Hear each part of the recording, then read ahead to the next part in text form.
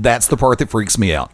Welcome into Beyond Ringside Live Tuesday night. Back to basics and the Tuesday night conversations. More names than I've got active brain cells and almost as many hair follicles. Fast Eddie Layne behind the control panel, your host and moderator. Like to welcome in. We're going straight into it, friends. I'll get all the promos out of the way in a few minutes. You know me. I'm going to run them all night long, too. Like to welcome in longtime friend of the family, the master of Malice, Mark James. Marcus, how you been, man? I'm doing great, man. It's great hearing from you guys. I appreciate you having me back on. I say you guys like there's millions of people out there talking to me, but but yeah, it's a pleasure to be back on, and hopefully I don't bore you guys too much before your next guest comes on tonight. That is a figurative and theoretical impossibility, my friend. And speaking of guests tonight, of course, Mark joining us during the first hour and coming up at the top of the 9 o'clock hour Central, 10 o'clock Eastern. Going to be joined by another good friend, the Bomber, Jack Lord. Longtime wrestling fans in the southeastern U.S. especially are going to know Jack very well. Going to be joining us here on the Tuesday night edition. Glad to have Jack coming on board. Always a pleasure to have Mark on board. And Mark, I'm going to start out with a very strange question. Of course, you and I have known each other for a while. Yeah. We've done, of course, live events. We've done radio and all of the above, including going back and forth on Twitter. God help us. I may just bring my Twitter account out of the cobwebs before it's over with. But one of the last times you and I spoke, and we spoke off air as well as on air, you were making a reference to a departure from pro wrestling, and watching your Twitter and watching your Facebook, departure is the last thing you've done. Oh man, yeah, departure is definitely not anywhere close to what's happened. All right, so a couple years ago, I had a good amount of injuries that was going on. I had a pretty bad neck injury. My back was starting to act up again, and I've got 2 bulging discs in my back and sciatica and all that stuff. And shoulders give me trouble and stuff like that. So every time I was going to the gym, and I work at a gym, so every time I was trying to work at the gym and do something, it was I would continually hurt myself. So then I'd have to take more time off. I wouldn't be able to wrestle, things like that. So I basically missed about 6 months out of that year to be able to get in the ring and do what I wanted to do. I felt like if I couldn't do it the way it needed to be done, if I couldn't do justice to the business, then I saw no point in being in the ring. Well, I changed up my workout a little bit, got a new trainer, started working with actually my fitness manager at the gym that I work at now, and she actually changed up. Honestly, I had to start working out with a girl to change up my workout programs enough to not like looks or anything else, but their thought process and exercise is so different than what guys normally do. Right. That I was able to fix a lot of the issues that I had, and now I'm probably in the best shape I've ever been in my life. So, yeah, definitely not stopping anytime soon, and won't be this year. Definitely, probably won't be next year. And now it's just more and more great things on the horizon for the next couple of years. It's going to be outstanding. Now, you've been working with how many different promotions as of late? Recently, 9 or 10. Mostly with CWF Mid-Atlantic, NWA Worldwide Wrestling, and most recently with NWA Rage and ECPW out of Thomasville area. Everything else has kind of been off and on. I've started working at Shockwave a little bit more. I'm going back there actually this weekend. Shockwave Entertainment out of Havelock, North Carolina. Right. At the Havelock Rec Center. This weekend I'll be wrestling against Damian Layne, known very well from his NWA accolades. He was former North American Heavyweight Champion for a while. And in the running definitely for the I believe the Tag Team Championships right now with Lords of Chaos with Lance Erickson. Right. So the guy, an outstanding wrestler, and I haven't wrestled against him in years, but definitely looking forward to being able to just test my mettle a little bit. See where I stand on that chart and maybe move up in the NWA standings and be able to be one of the guys in that top 10 and get a shot at the heavyweight title. Now, you've made a reference to the National Wrestling Alliance and a couple of the promotions that you're working with out there. I believe you said one of them was Worldwide Wrestling. Yeah. Now, with the roller coaster ride that has been the NWA over the last couple of years, have you seen people coming back to the brand? When you see As far as talent or promotion? Both. It's starting to make its way back a little bit more. It's going to take some time. At the end of the Bill Barron's regime and the beginning of Bruce Tharp's regime, it has it's kind of changed the face of the NWA and what they're looking for.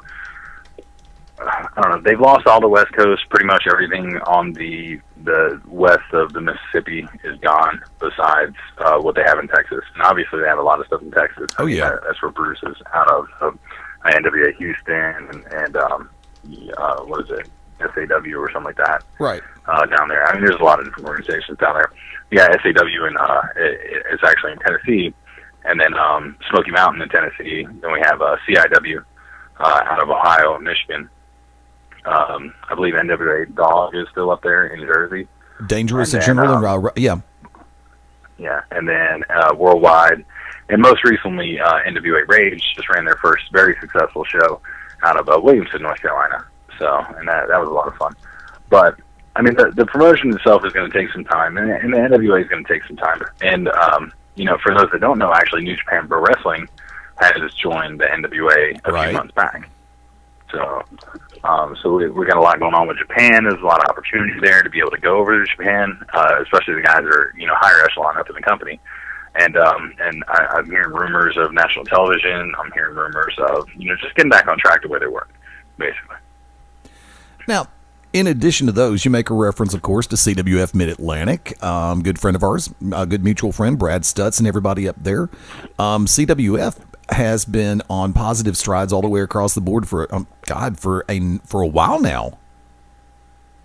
I'm sorry. Say that again. I couldn't hear you. I heard you were yelling downstairs. You were making a reference to CWF Mid-Atlantic, and they've been making positive strides all the way across the board as well. Oh God, yeah. Really started to take off at National Pro Wrestling Day last year.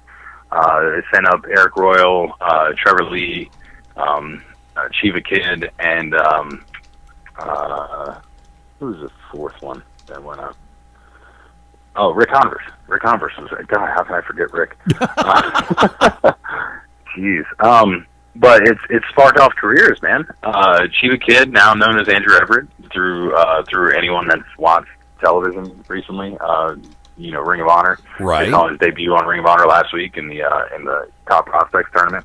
The guy's been through Evolve. He's in CCW. He's all over the place. Kid is outstanding. Been in the ring since he was probably 8-9 years old. Very, very solid talent. But Trevor Lee also had his debut in a dark match and Ring of Honor now. Eric Royal is working on doing some big stuff. Rick Converse is amazing. Always has been. Former AWA heavyweight champion. Former AWA, half of the tag team champions with Osiris.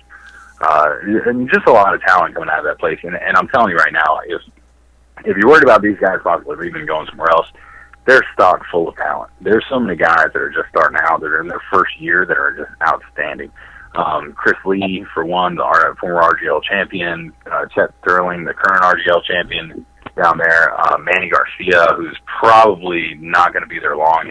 If he doesn't get picked up by Connecticut, then something's wrong, basically.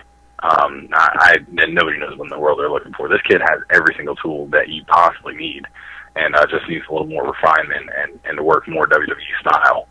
And he's got a job. So, there's just so much talent there. It's going to be outstanding. And unfortunately, I've had to take a leave from CWF for a while. I kind of made a promise to myself that if I didn't win a championship there by the end of last year, that I would step away from the organization. And I got caught up in a different feud. Got into it with Jason Miller and Nick Richards, with my former tag partner Donnie Dollars. They're still current tag partner in ECW. We're the tag champs down there. But I had to take some time away and get my head straight and everything else, and kind of refocus myself for what I want to do. Plus, with the NWA bookings picking up the way they are, I really want to kind of focus on that and see what I can do. Now, loaded question, with the number of promotions that you've been working with and the amount of ring time you've been putting in, you've had a chance to survey some great young talent coming down the pike. Kids who are coming out of the different training schools and making their way inside the ring. Now, what is one of the, and I hate to sound like I'm playing devil's advocate here, and I really hate that term as of late, but when it comes down to it, when kids are making their way into the ring, what would you say is the first thing that you see or hear that someone might be doing wrong? Just moving too fast, really. And I've been saying it for a while, and then I went to a seminar with Harley Race here at the beginning of last year, and March, April, not last year anyway. But every single match that was put on in front of him, the only thing he really had to say was slow down. You know, yeah, I mean, just take your time in the ring a little bit. Take the time to tell a story. Take time to make sure that you're making every move count.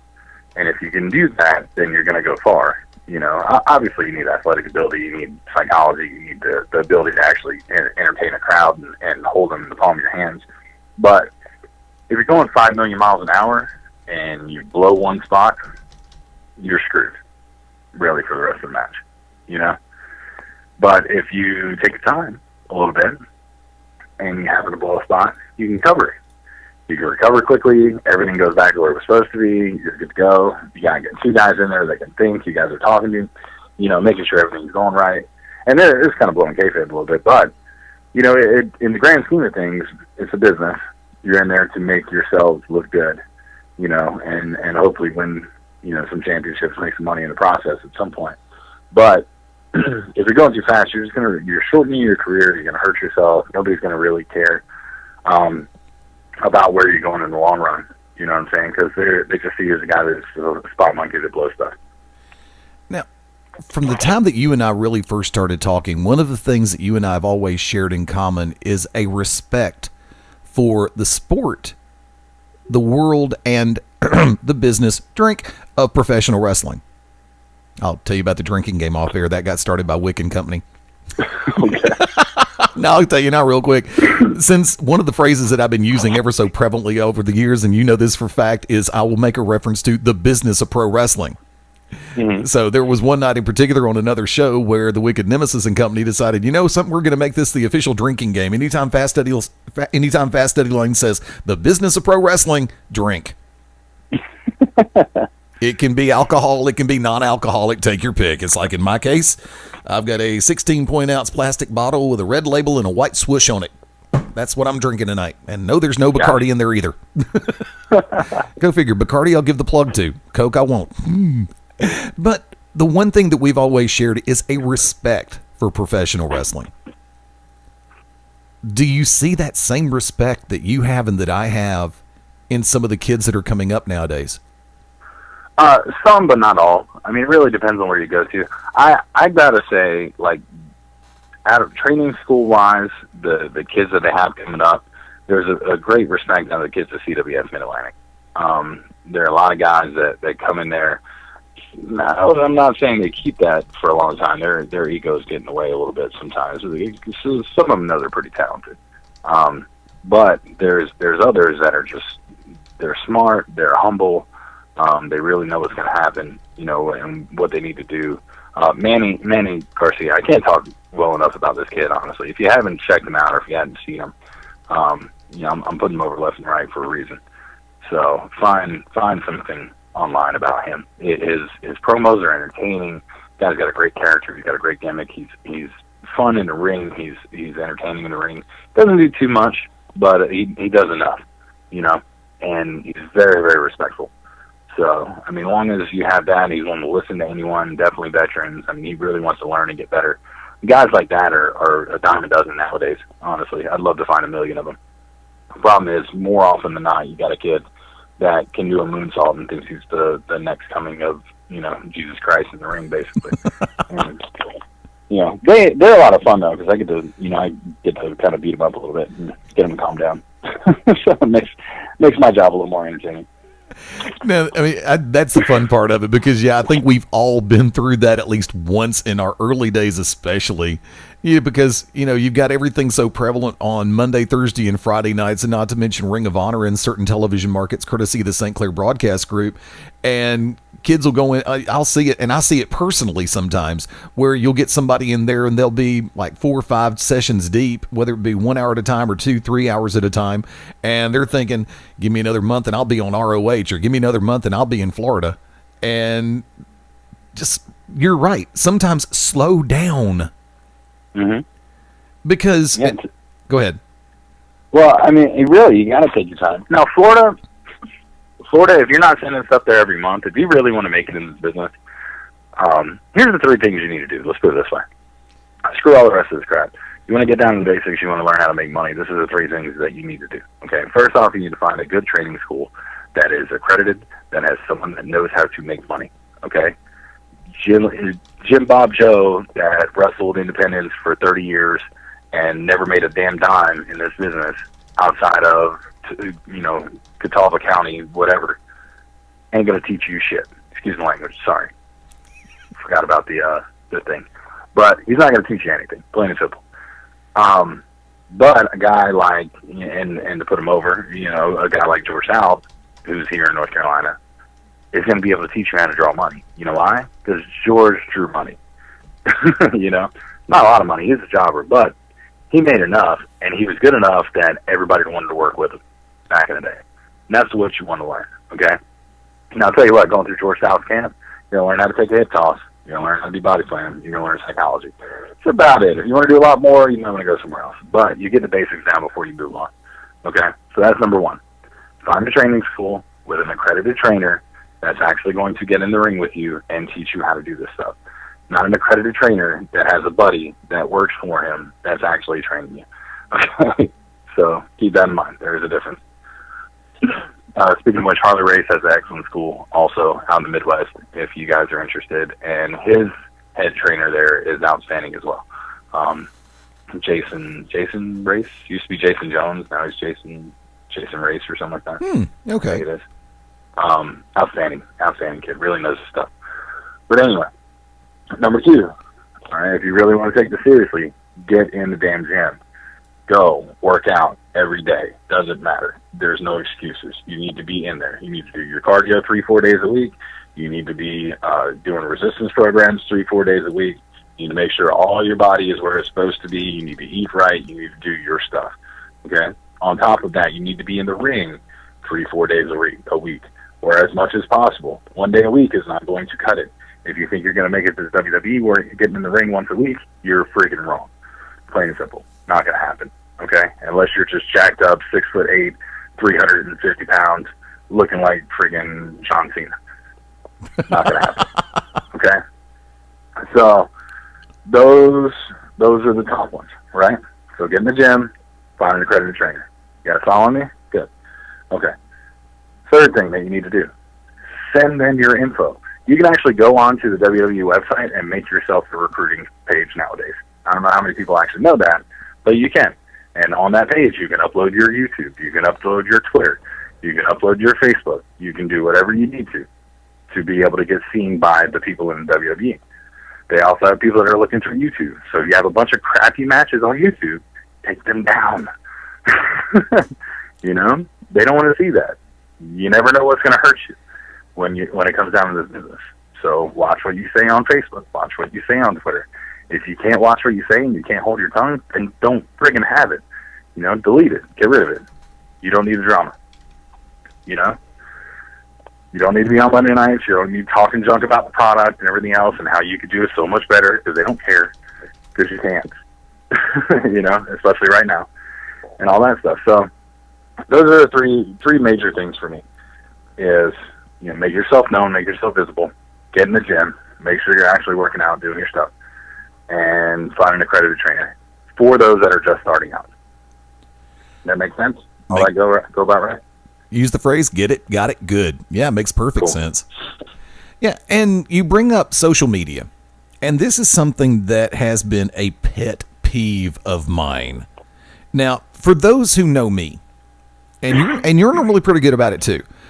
Yeah. Our work names are our work names. Now, I made a conscious decision a few years back when I made the move to Facebook, because I was originally going to set up a Fast Eddie Layne page and the personal page that you know of. Mm. And the Eddie Layne, / other name, Eddie Layne Powell. I'll say it. I don't care. I mean, I'm proud of I'm at a point where it's like I don't separate the two that much anymore. Yeah, really. Mainly because I'm not going out mooning police departments and saying, haha. Meanwhile, back at the, you're really meanwhile. But if you have a personal page, that is a great place for your religious views, your political views, what you think about this and what you think about that. And if you've got a professional page, like a fan page, that is where you endlessly and aimlessly and ad nauseumly, if that is a word in this, I'll put it in the Urban Dictionary. It'll be a word in 5 minutes. Okay. Promote yourself and what you do. Yes. It's okay to promote yourself on your personal page, but just remember your personal page should be your personal page and your work page, professional page should be your professional page.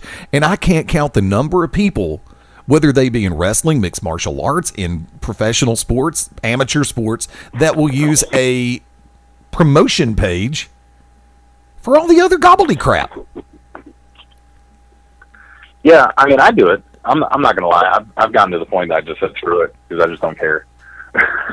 And I do it. But I watch what I say, and especially now because of the position I'm in the company that I work for. I'm now I got promoted to the general manager position in the at the gym that I work at here last month. And I know my company watches my Facebook and my Twitter and stuff like that, and they watch what I say because I'm representing their company. It's no different with WWE guys. So if you're planning on representing the product and you're planning on representing the company, yeah, I mean, you got to be careful with some of these indies because I know there's places like CWF Mid-Atlantic, like NWA Worldwide, like NWA Rage, like BWX, Ring of Honor, and stuff like that. Like they will come down on you if you say something really stupid online. Yeah, I promise you, because it brings their company into a bad light, and they don't need that. Yeah, there's a million other guys out there who can do everything you can. Promise you, probably just as good, if not better. Yeah, that's one thing that's always just kind of torqued me because of the fact that it's like on the Fast Eddie Layne page, I'm normally very meticulous about keeping it positive, upbeat, keep it business, and if I do something personal, it's going to be like wish somebody a happy birthday. Yeah. And the other page that I have, that's the one where I'll sit back and let it rip, and I'll put this. It's kind of like, what was it? I custom make my profile pics nowadays, and I just make them in the form of memes, which I really hate that term. There's got to be something better. Okay. So it's like my last profile picture is me doing a Facebook square or me doing a black square going, insert random sarcastically humorous comment here. Because I just said it 5 minutes ago and I don't want to repeat it.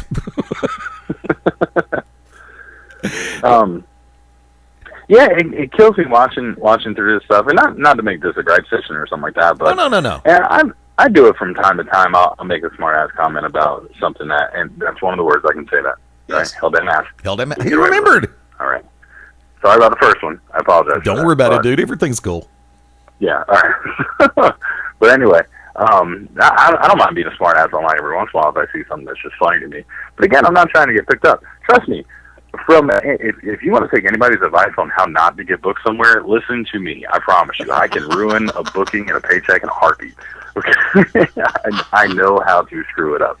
All right, I've had opportunities that I've squandered plenty in my time in this business, and whether they would have led to something, who knows? But I know there are opportunities that I had that I've screwed myself out of, mostly because of my big mouth. And you met me about the time when all that happened, as a matter of fact. But maybe it wasn't my fault. I can blame this on Eddie Layne. It wouldn't be the first time. Fire away. But I mean, it's just one of those things that at that point in my life, I just didn't care, and I was just saying everything that came to my mind and putting it all on social media, and didn't matter. And then I was doing radio shows left and right, and I would get a phone call about how is this certain product, and I'd say it. I'd just tell them how it was, and hey, it sucks. And the wrong people hear those kind of things, and you never know who's listening. So I mean, even tonight, I could be on here talking about whatever, and some higher up or some random scout in WWE or somebody that works for the E, because there's people that do from Connecticut area that listen to your show. Yes. So Yeah, I mean, they're come from Florida and things like that. I've got friends that are down there. My buddy Scott Dawson is healing up down there right now. I talk to him from time to time. And, I mean, they're listening to everything. They're seeing what people are doing. And they're not stupid. If you're a guy that causes drama, they're not going to bring you in. It's just not going to happen. So be smart. Keep your political crap offline. Nobody needs to see that. It's not necessary. If you want to do that, make your own page. I don't friend wrestlers or other wrestlers so I can hear about their political views. I could care less. I want to know about what you're doing in the ring, and I want to know about how you're going to help me make money eventually. And that's really all I care about. And see, that's the fun part. That five-letter word that starts with a D and ends with an A. Basically, I've always said, if you really want to do drama the right way, learn how to tell a story on the microphone and in the ring. Yeah. Learn how to use dramatic psychology on a microphone. Learn how to talk butts into the chairs, and learn how to get people's attention and keep it when you're in the ring. I mean, I'm going to use everybody's favorite word. It is an art form, and not just anybody can pick up a microphone, whether it be at a live event or on a radio show, and manage to get butts into the chairs. No, and most people can, honestly. If you think you're great because you work in front of a sellout building of 100 people, you suck. I mean, that's really it. You suck at what you do. If you were great, then you would be working in front of thousands. But if you're working in the same building all right, let's put it this way. There's certain things that come to being good. Okay, if you're only getting booked from the same two promotions within an hour from each other, unless those promotions are, there's not really it. Unless you're at NXT in between Full Sail and their old building, you're not really good at what you do. Plain and simple. Understand that concept. If you're only working for companies that don't pay you, and that's it, and you're too scared to go anywhere else because you're worried about how it's going to affect you in whatever other company that doesn't pay you, then you're not very good at what you do. You're worried about being sheltered. You're worried about, your buddy in with a booker or something like that, and you're taking it safe. If you want to get good in this business, you need to learn, and you need to travel, and you need to get in the ring with as many different people as possible, good and bad, in order to get better at what you do. You just said the miracle word travel, and do me a favor. Can you hang with us through the break? Yeah. Tell you what, folks, we're going away for 4. We'll be right back on Back to Basics right after this. What's up, everybody? This is the Master of Malice, Mark James, and you are locked in to Beyond Ringside. This is Bullet Bob Armstrong. I'm Southern-born, Southern-bred, and I never miss Beyond Ringside. Hi, this is Ozzy Osbourne. For many years, I've had a drink problem, and I'm trying to battle that problem every single day. But one thing I don't drive my car when I'm drinking. I get someone to drive me. Do not drink and drive. It's the stupidest thing. If you drink, just don't drive. Not only are you going to hurt yourself, you may hurt some other person, and you wouldn't want that on your conscience, would you? A public service announcement brought to you by the U.S. Department of Transportation, RAD, the National Association of Broadcasters, and the Ad Council.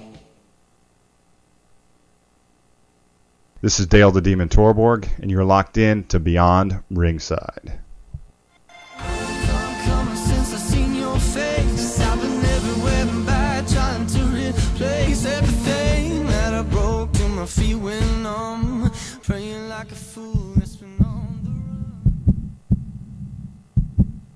This is Ryan Tedder from One Republic. The beat of our new song, Feel Again, was created with heartbeats of children in need. Find out how it can help frontline health workers save millions of children at everybeatmatters.org. Brought to you by Save the Children and the Ad Council. This is Dan the B7, the only Triple Crown champion in the UFC history, and you're listening to Beyond Ringside. Hang with us for just a minute. We are live on a Tuesday night on Beyond Ringside, Back to Basics, and we'll be back with the Master of Malice, Mark James, in just a minute. The way I make my living, it's how I spend time with my family and friends. It's hard to imagine true hunger, but sadly, 1 in 6 Americans don't know where their next meal will come from. They're your neighbors, your friends, your co-workers. Visit feedingamerica.org/hunger to find out how you can make a difference. I'm Rachel Ray, and together, we are Feeding America. A message from Feeding America and the Ad Council. This is Mike Posey, and you are counting it down with Beyond Ringside. Me, a cat, moving in with a new human. It took a little getting used to. She has these weird games she likes to play, like this giant feather. She sticks it in my face. I swat it away. She sticks it in my face. I swat it away. It's almost like she thinks I enjoy it. But seeing how much fun she gets out of it, well, I guess it makes it all worth it. Humans. A person is the best thing to happen to a shelter pet. Be that person. Adopt. Brought to you by the Ad Council and the ShelterPetProject.org. This is the World Warrior one-man crew, and you're locked in to Beyond Ringside. In the wake of a disaster, what one thing can you send that will help people the most? A blanket, a tent, a sandbag, a doctor. Actually, if you send a monetary donation, you send all these things. Even a small donation can make a big impact and can quickly become exactly what people affected by disaster need most. Want to help those affected by Hurricane Sandy? To donate, visit sandy.adcouncil.org. That's sandy.adcouncil.org. Brought to you by the Ad Council. This is Angel, half of the Double Trouble Morning Team on Distant Thunder Radio, and you are locked in to Beyond Ringside. My name is Charles. My name is Charles. One day I had a sudden headache. I had a headache. My arm went numb and I felt confused. My arm went tingly. I was having a stroke. My wife dialed 911. I had a stroke on the bus. Seconds made all the difference. If you or someone you know has any of these symptoms, don't wait. Call 911. Time lost is brain lost. For more information, visit powertoendstroke.org. Brought to you by the American Heart Association, American Stroke Association, and the Ad Council. This is Juan Francisco de Coronado, Ecuador's finest export, and you are locked in to Beyond Ringside.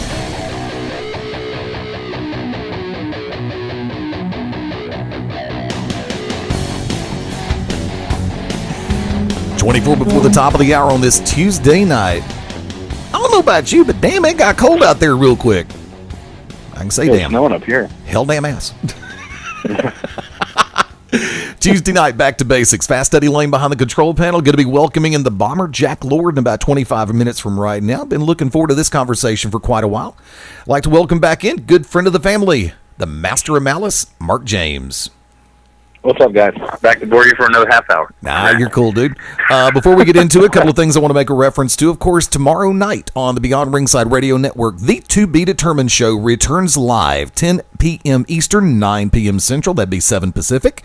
Join the Wicked Nemesis, Mad Dog Matt Denton, Tasha Simone, as they are joined by the irreverent Reverend Tub E. Thunder and professional wrestling star Damon Christopher. That's tomorrow night. The To Be Determined show, 9 p.m. Central on the Beyond Ringside Radio Network. You're making a reference to one of my favorite words a little while ago. And that word is travel. Because it doesn't matter if you are in pro wrestling for 2 years or 20 years.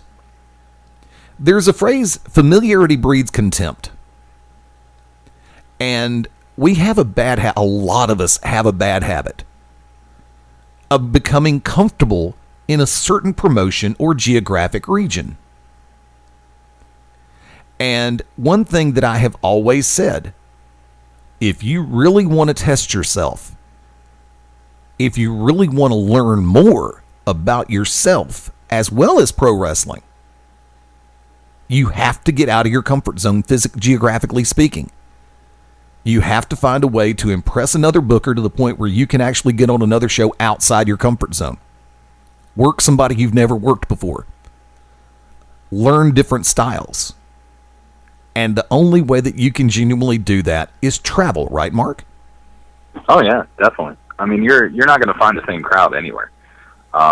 I was lucky enough to find similar crowds in a few places, but I mean, if you go from here to working the southern old, most southern storytelling type style, to go up north to a Ring of Honor or to anywhere around Philadelphia, and you try and work this style, for the most part, they're gonna crap all over you. That's really it. So, I mean, you got to be able to learn and evolve in each different area. And the guys that are up there on TV, which is another general misconception for a lot of these kids, they're like, oh, man, I'm so over where I'm wrestling at in front of, the 50 people at the Armory. I can make it to WWE, Well, maybe you can. You might be able to translate what you do here to there. I'm sure that Canadian Destroyer you do off the top rope is outstanding, but the rest of your match probably sucks. And then on top of that, when you travel, you have to be able to be marketable. What makes a guy like Bryan Danielson so marketable now? Realism. What do you think, Eddie? I think that was not. Damn, that was a quick 2-second answer. Yeah. So realism, right? So with him, realism, but the fact that he's so realistic now is contrived from the fact that he's traveled. He's well traveled. Right. This guy was all over the world before he got picked up by WWE. You know, they were able to take a guy that was a seasoned veteran. Now look at all the guys that they have coming through NXT. Okay, and a lot of those guys, if they haven't been traveled, well-traveled, well-seasoned, things like that, they're not really doing that well. Well, I think the only exception to that one is actually going to be Roman Reigns, because I did not know that much about him before Florida and the move to Monday Night, or the move to the E. Now, of course, a lot of people know about Ambrose. A lot of people know about Seth Rollins. You know, Jon Moxley, Tyler Black, and because of the fact that not only here domestically got their name out. I mean, because remember, I think it was Tyler Black who was a former ROH champion. Moxley's done a lot of stuff, especially with Dragon Gate, Evolve, Combat Zone, a number of different promotions across the country, PWG especially, if I remember correctly. And Danielson, oh my God, the resume that kid put together. Not to mention the factor, I think it was a belt that's no longer active, was the ROH Pure champion. Yes. And I think the factor is more people are identifying with a character such as Daniel Bryan, because he's not a jacked up gym rat that Vince McMahon's fawning all over for the last 20 years. Well, the wrestling world has changed enough to, all right, I hear it all the time, and I feel I'm friends with a lot of old school guys, and a lot of their thought process is the same when it comes down to it. You got to be bigger. You know, there's so many 180-pound soaking wet guys that are coming out now and everything else, but that's what normal people are, you know? So people, like you said, are identifying with it. The issue with that is anybody can kick their ass, plain and simple. You know, I want to see, me personally, I'm a bigger guy, so I want to see a guy that gets in the ring that can kick my ass. If he can't kick my ass, then I don't believe he should be in the ring. And that's where fans start not caring. You know what I mean? So for a guy like Daniel Bryan to get over like he has, most of it is because of realism. The guy's a hard-hitting, you know, hard-working guy. Yeah. So that's really what gets him over. But if he worked like half of these indie guys do, that are 180, 160 pounds, and just think they can flip everything in the world and they could make a difference, then they wouldn't make it. A guy like Andrew Everett, who's newer on the indies, well, I mean, he's been around for a while, but newer, getting his name out there all over the country. Yeah, he does a lot of flips and flying and stuff like that, but he's smart in how he's doing it. That kid knows psychology like the back of his hand. I mean, he's been around this business for a very long time and has some very good teachers. However, what is he doing to get noticed? He's mastering the 5-minute highlight reel on Ring of Honor. You know? So once you get to that point and you can get that 5-minute highlight reel, then you can get into the matches that are a little bit longer, that you take your time, that you're making smarter decisions, and you're not having to kill yourself doing that kind of stuff. So the issue is guys nowadays, they want to run a 45-minute match. You don't have enough stuff to run a 45-minute match. Nobody does. You know, those 60-minute matches of the past are done. Plain and simple. Not even necessary anymore. Because nobody's got enough stuff. You end up doing the same stuff over and over again, which Flair did back in the day. Flair ran the same match 3 times in a 60-minute match. Yep. If you ever noticed. But he was friggin' entertaining. They were smart. They did it the right way. People forgot about it. Nobody cared that he did the same stuff over and over again. He had psychology. He knew what he was doing. You know? But you also brought up... Let me cut you off because you brought up another word. Entertaining, which in my world translates to the word personality. Yeah. I mean, personality definitely helps. And that's where guys like myself, who don't have that big over-the-top personality, it hurts them a little bit. I'm a little more reserved. I'm a little more, you know, relaxed and things like that. However, when I get in the ring, my aggressive side shows, and it's a totally different world and a totally different person. Similar to Kane. Kane is a very intelligent, very well-spoken individual, very big into politics and things like that. You'd never know with the character that he played for years on WWE. Nobody would expect that out of him. So you never really know who you're going to get until you do it. But you got to be able to make the difference between those characters. You got to be able to entertain. You got to be able to pull people's attention in. Ole Anderson, I talked with him one time, and I'll pick that name back up. I may need it later. But but anyway, I was talking to Ole about stuff, and we had a conversation about the guys that were over back in the day and what was happening. And he talked about Flair like Flair sucked. Of course, Ole hates everybody, unless you're Gene Anderson or Ole or Arn. Right. But for the most part, he's like, we had to put the strap on Flair because he was killing his business. We had to make sure he could only wrestle once every 30 days on TV, because once we got TV, everybody realized he was just doing the same match over and over again. But Flair was smart enough to know that you could do the same match over and over again, have it changed a little bit with the different guys that you're getting in there with, and you can get over it even with a lot of money, because there wasn't TV. Well, now there is. Now there's YouTube, now there's TV, now there's, there's iPay-per-views left and right. The soon-to-be WWE network that's going to be coming, which I think is going to be outstanding. There's so many venues out there for you to get your name seen, and you don't know who's recording you. Like some random fan in the crowd, everybody's got a smartphone, everybody's got a camera on it, and everybody's recording because they want to be able to watch it back later, and everybody's going to be pointing out stuff. I watched my match from last Saturday night off a camera that I know was not one of the cameras from the building. Okay? Yeah, I know. I swear. And it was up before the film from the cameras from the building. And they're like, oh, we want to keep it private because they're trying to do DVDs and stuff like that. Well, I've already watched my match. I did it this morning. So you can see what happens. I think the guy I wrestled actually had somebody tape it. I think that's what happened. But either way, I mean, it's there. It just makes it too accessible nowadays. So you got to be smart about what you're doing. You can't go in there just trying to kill yourself. You got to have some kind of purpose. You got to have some kind of flair. You got to be able to grab people's attention as soon as you get out. All the values that they had back in the day are the same values that you need now, except now you just kind of change up your style a little bit to make it a little more flashy. You can't. Nobody's losing matches by body slams anymore or missed drop kicks. It's not working now. But in the same respect, you got to be able to protect what you have. So if your finisher is whatever it is, for instance, for me, my finisher is I call it lightning spiral. For the longest time, it was just a double-A spine buster. Well, I didn't use it unless it was the finish of the match. I'm not trying to have people kick out of my finisher because I think that's retarded, because that kills my finisher. Then I have nothing. You know what I mean? Yeah. So you have to be smart about what you're doing when you're in there and make those decisions. And the same thing, you don't want to use a move that everybody else is using, that everybody else is crapping all over. Because if they're crapping all over it, then when you use it, why wouldn't the crowd crap all over you? It's just smart business decisions for you. And by the way, I take umbrage to the fact that you said you don't have the greatest personality. I've heard you cut a promo. You always do a damn good promo. Yeah, I'm off and on. I feel like I'm off and on. I don't know. I'm the worst critic in the world for me. So I'll just have to start taking everybody's word for it for some reason. Do you think that I'm really bad on myself? Do you think that more people could understand the concept of being their own worst critic rather than waiting for somebody else to say something?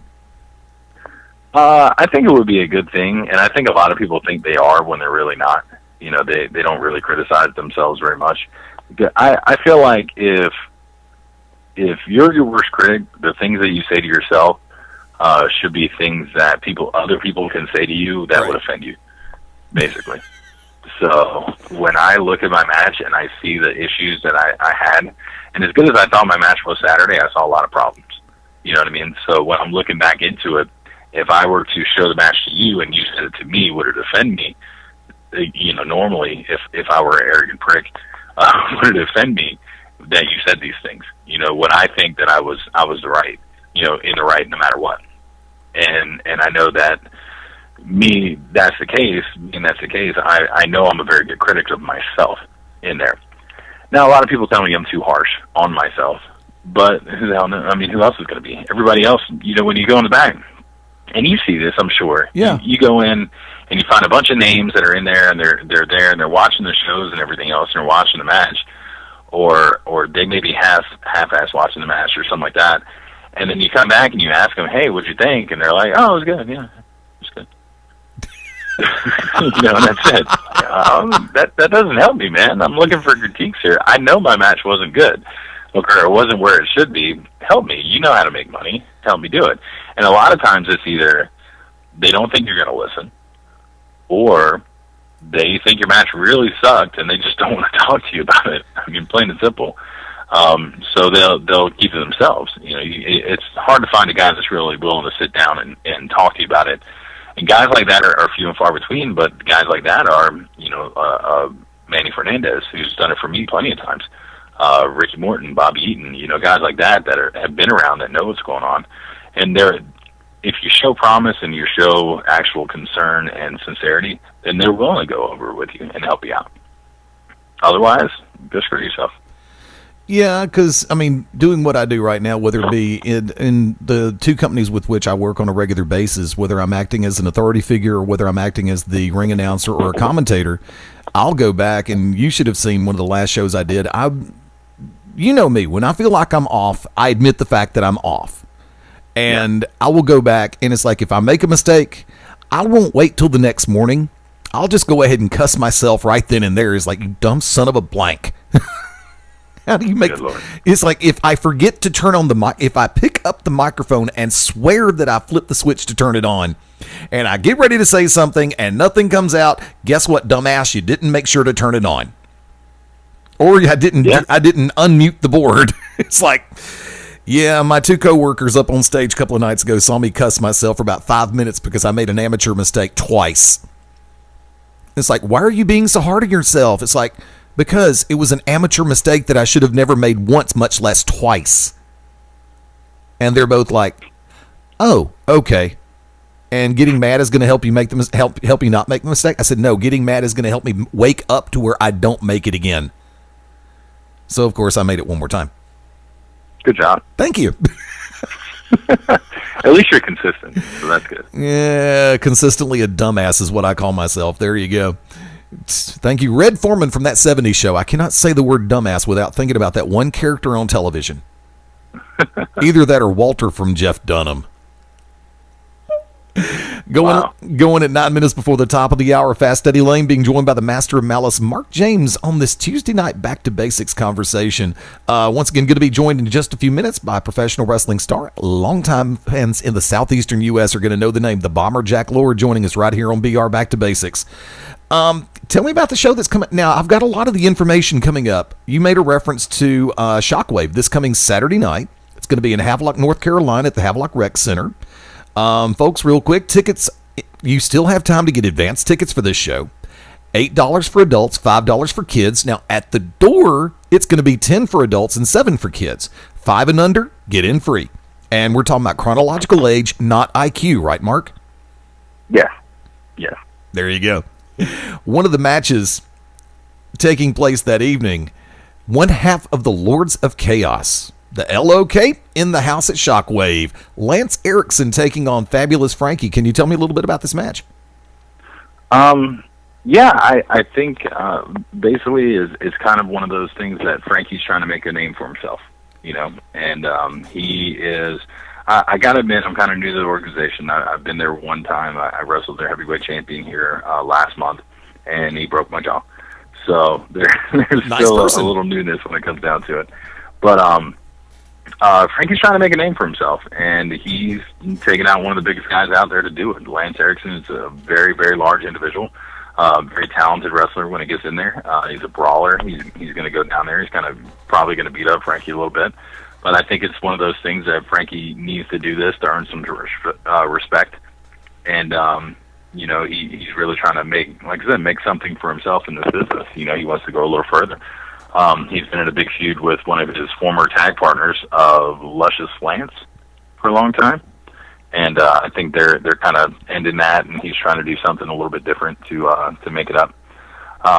I'm sure at some point Damien's probably going to be around there, get involved or something like that, so I may have to watch Frankie's back a little bit, but I think it'll be okay. I think he can handle himself in there.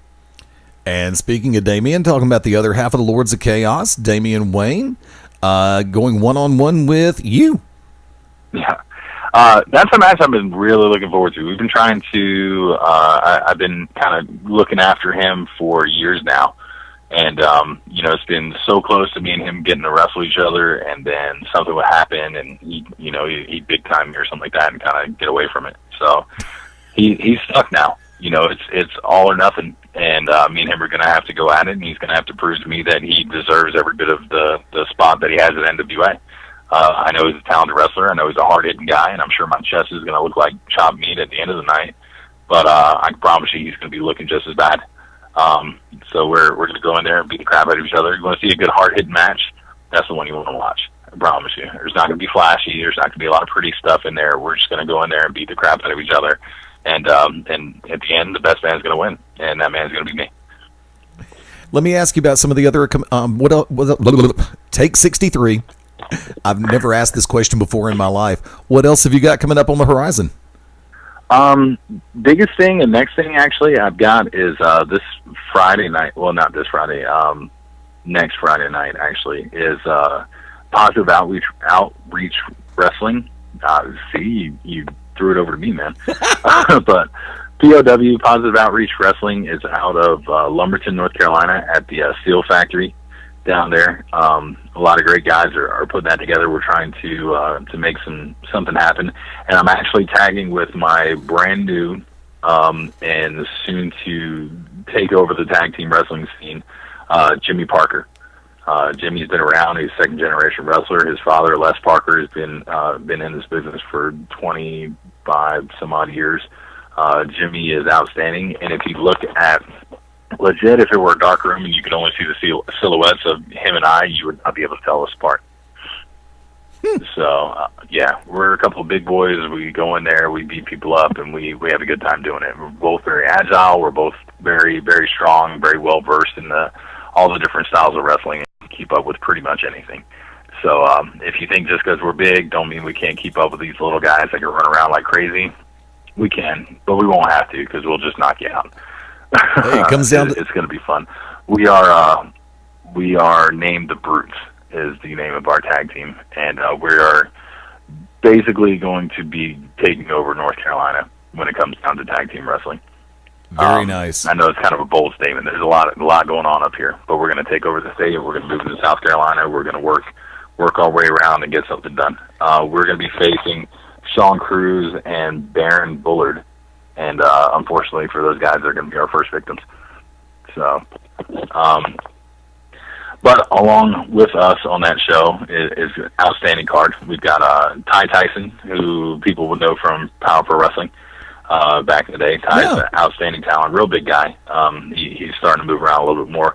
Zane Dawson, who recently has wrestled the likes of Shane Helms. He's wrestled, any name he could possibly do.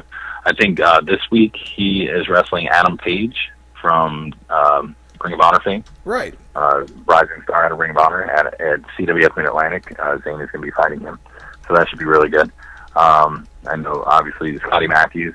For those that don't know him, Scott's been all over the place. He's worked for WWE, he's worked for TNA, he's worked for NWA. You name a promotion, he's worked there. Now currently involved with the Territory League out of California and Vegas. So a lot of really good stuff. The Gorilla Squad is going to be there. And for that one, doors open at 7, bell time 8 o'clock. It is at 2171 Gavintown Road in Lumberton, North Carolina. Advanced tickets are $8, for adults $10 at the door. Kids 3 to 10 is $5. 3 and under are free. And call, what is it? 910, I'm trying to read this thing, I'm sorry. 910-879-8909 for more info if you are in the Fayetteville, Lumberton, Rayford areas. Hopewell's probably right around there too. So, good stuff, man. Dylan Cage actually is coming back too. I forgot about him. I think it's Dylan against Zane Dawson that night. So, should be a hell of a card. Hey, do me a favor. Tell everybody how they can track you down on social media. Easiest way to reach me, I'm on Facebook. Just look up Mark James. I believe it's facebook.com/Real Mark James. On Twitter, I am at Real Mark James. And anywhere, just look Mark James in wrestling, and it'll show up. basically. Otherwise, you're not really going to find me much anywhere. I'm on Instagram too, if you want to look there. You're going to see a lot of pics of my kid and stuff like that, because I'm very family oriented. I'm a father, and I enjoy it. But you know, and you'll see a lot of stuff about working out in gyms and stuff like that. If you got any questions, please feel free to give me a call. You know, up there, and I work in Winston-Salem, so feel free to come by the Rush Fitness Complex. We're actually, if you are in the Winston-Salem area, we're actually having a launch this week for all of our new group fitness classes, including our personal training group fitness, which is our Edge program, and that's Saturday morning from 9 to 1. So I'll be doing that from 9 to 1, and then I'm going to hit the road, ride out to Shockwave, and kick Damian Wayne's ass. Brother, it is always a pleasure to have you on board. Man, I appreciate you having me. I'll hear from my wife when I get back downstairs. But otherwise, you know, it's been a great time. Thank you so much. Anytime. And like I've said it before, I've said it again, the door's always open. All you got to do is shoot me a message. Yes, sir. I appreciate it, man. I'll see you soon. Ladies and gentlemen, the one, the only, the master of malice, Mark James, right here on the Tuesday Night Conversation. Going to head to the top of the hour break. Hang with us. Beyond Ringside, Back to Basics continues right after this. Oilering, and you're locked into Beyond the Ringside. Thanks for asking, but I'd rather not send you nude pictures. I'm camera shy. I already said no. Under my clothes, I'm a robot. My webcam is broken. I'm worried they'll get passed around school. I have a rash. I have nudophobia. I have lizard skin. I'm a vampire, so I don't show up in pictures anyways. Your badgering has really killed the mood. When someone is pressuring you to do something you don't want to, how many ways can you say no before they get the message? Let us know at that'snotcool.com. Brought to you by the Ad Council. This is Jacoby Boykins, a.k.a. the Alabama Ambassador, Mr. 256, and you are locked in to Beyond Ringside. Steven. Who said that? Me, down here. Ugh, what are you, a yellow booger? I'm a banana slug, Steven. What are you doing in my room? I'm your sense of adventure. It's been a long time since we've had an adventure in the forest. Mom took me to the forest last year. I'm a slug, Steven. It took me a long time to get here. You're right. I should get out. Yeah, the forest is not that far away. Hey, Mom! Come to the forest where the more adventurous you lives. Check out discovertheforest.org for cool places nearby. Brought to you by the U.S. Forest Service and the Ad Council. Ladies and gentlemen, this is Bill Behrens. You're watching, you're listening, you're experiencing Beyond Ringside, and you are a better person for it. Trust me. Today, you ate Greek yogurt. You took the train. You wondered why people spend so much time reading celebrity blogs. You read a celebrity blog. You planned a workout. You skipped it. You did all the things that one normally does the day before a devastating earthquake shakes the community to the ground. You never know when the day before is the day before. Prepare for tomorrow at ready.gov/today. Brought to you by FEMA and the Ad Council. Johnny Swinger here, the king of swing. So don't sing it, swing it. And remember, you're locked in to Beyond Ringside. The traditional light bulb, a groundbreaking invention in 1879. It's time we switch to longer-lasting Energy Star light bulbs. They're more efficient than the old bulbs, like a text message is more efficient than a carrier pigeon. And they cut down on our energy costs. Because in our own groundbreaking age, we deserve a light bulb that saves us some cash. Saving energy saves you money. Learn more at EnergySavers.gov. Brought to you by the U.S. Department of Energy and the Ad Council. Hello, Beyond Ringside fans. You're listening to Beyond Ringside, and this is El Professor from the Santa Clara Colony in Mexico. And you are locked in to Beyond Ringside, yes.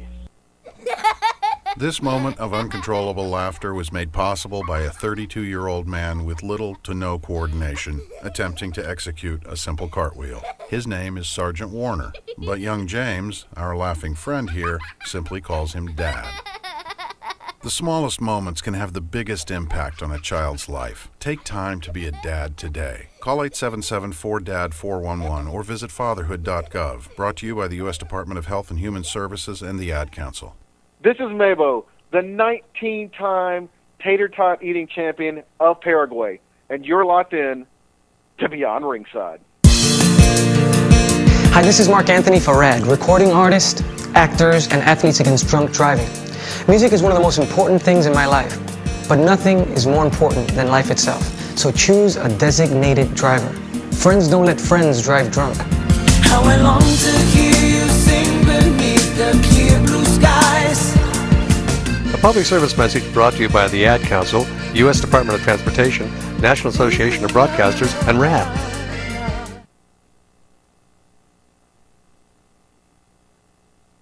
Hey, half-heads, it's a three-time NBA World Heavyweight Champion, Scrapline Adam Pierce, and just like me, you are locked in beyond ringside.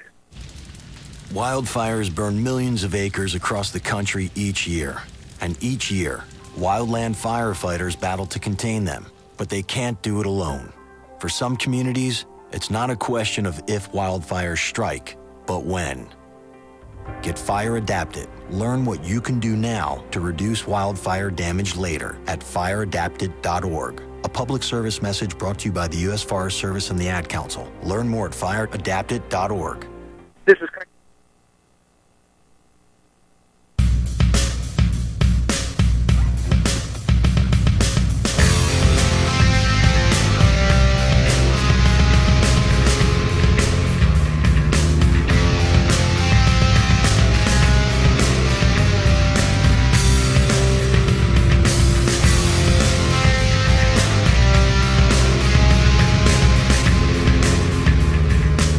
I believe the Arctic ice cap has moved a little bit south. But once again, I'm getting ripped off. There's still no snow. I'm looking outside. Live from Studio 2 on what has been actually a beautiful Tuesday. Making our way into an absolutely frigid Tuesday night. This 21st day of January. Welcome back into Beyond Ringside, Back to Basics, and the Tuesday Night Conversation. Want to remind everybody, Thursday night here on the Beyond Ringside Radio Network, join Robert Cosper, Stuart Couch, and the entire cast of Cause and Effect as they welcome in special guest Josephus Brody. That is 7 p.m. Central, 8 Eastern, right here on the Beyond Ringside Radio Network. Like to welcome in good friend and colleague. A lot of folks around the southeastern U.S. especially are going to know this name. And we finally got him on. The Bomber, Jack Lord. Welcome to Beyond Ringside, Back to Basics. Hey, glad to be here, guys. Now, let me go ahead and ask, and I'm going to go ahead and kind of put you on the spot. Okay. How far back? I know the answer, but for those who don't, how far back does the Bomber go in the world of pro wrestling? I started setting up rings when I was 16 years old. That was back in 1975. And I did that, whenever I could, for several years. I was in the Army, stationed at Fort Benning, Georgia, went out every Wednesday night to shows there in Columbus, and, would help set up and tear down when it was over with. Just, and that wasn't really allowed inside the locker rooms at that time. But still, I stayed on the fringes of it, for a long time. And when I got out of the Army in 1985, I started training, and actually only trained for just a few months, and started wrestling in 1985, and still involved all these years later. What do you see from the time and the ways that you were brought in and trained that are a world different between the way kids look at the business now? I think it's too easy. It's too easy to get in. There's definitely a lack of respect, and I don't mean that on a personal level, like towards me or to somebody else as much as towards the business in general. When I started, you had to not just want it, you had to bust your what for it. You had to sacrifice. You had to do without. Guys don't do that anymore. They don't go through and the training and the drilling and everything. I mean, I've gone to shows where I've seen guys a month ago, they were sitting in the crowd. And I would walk in a dressing room, and there they are, ready to debut. You can't do that, not be successful. I think that's one of the biggest things that I've seen from the time I started till now. Now, we've seen an evolution and a de-evolution in the world of pro wrestling. And I think, and correct me if you think I'm wrong, part of the attitudinal, there's that word, attitude, gotta love it, attitudinal de-evolution of pro wrestling has a little bit to do with social media and the way it's used in this day and age. Agree or disagree? I agree. I do. I don't know, but when I came through, there was nothing wrong with having an ego. There was everything wrong with having an attitude. You could have an ego if you could back it up. You guys were accepting of that. If you couldn't back it up, oh, Lord help you. But having an attitude, that was just something that was never allowed. You never put yourself above the show. You never put yourself above the business. And I see that an awful lot now. Do you think social media has helped or hurt pro wrestling more than anything else? Well, I don't know. I'm still 50-50 on that. I think that it could be a great help, but I think that if you're going to be a character in wrestling, you need to be that character on social media. That's what people are paying for. They're not paying to find out that you live in a trailer court. Nothing wrong with a trailer court. I've done it myself at times. Ditto that. They don't want to know your real life problems, because then you become human. Once you're down at that level, they're not looking up at you anymore, and that diminishes your drawing power. Jerry Lawler, I had a very brief run with Memphis, which lasted until I got my first paycheck and found out I couldn't live like that. But Jerry Lawler told me one night, he said, "Kid," he said, the more people know you, the less they're going to pay to see you. And that was very true. I never saw him going out. Very rarely would go out and sign autographs. He'd always limit it to a few minutes, go back. He didn't let people know who the real person was, And it's only been since I retired that I've let people inside my circle, and see what my personal life was like. Before then, nobody ever knew if I was married, if I had kids, or anything. It was nobody's business. Jack Lord, the character, stayed Jack Lord, the character for the public. Yeah, that's one thing that I did, and one thing that I still continue to do is I personally keep a .com website, and that's something that I tell people you have to be able to do that, because social media sites are going to come and go. If you build and maintain a good .com and keep a strong presence in that regard, where it is a neutral and positive presence at the same time, it only serves to help you and the way that you manage to get yourself out there. And social media for me has been a really weird bird over the last, especially couple of years. And yeah. I think I see more people being antisocial on social media than sociable. Yeah, I agree with that. Now, if I could, how many matches do you think you had in your career?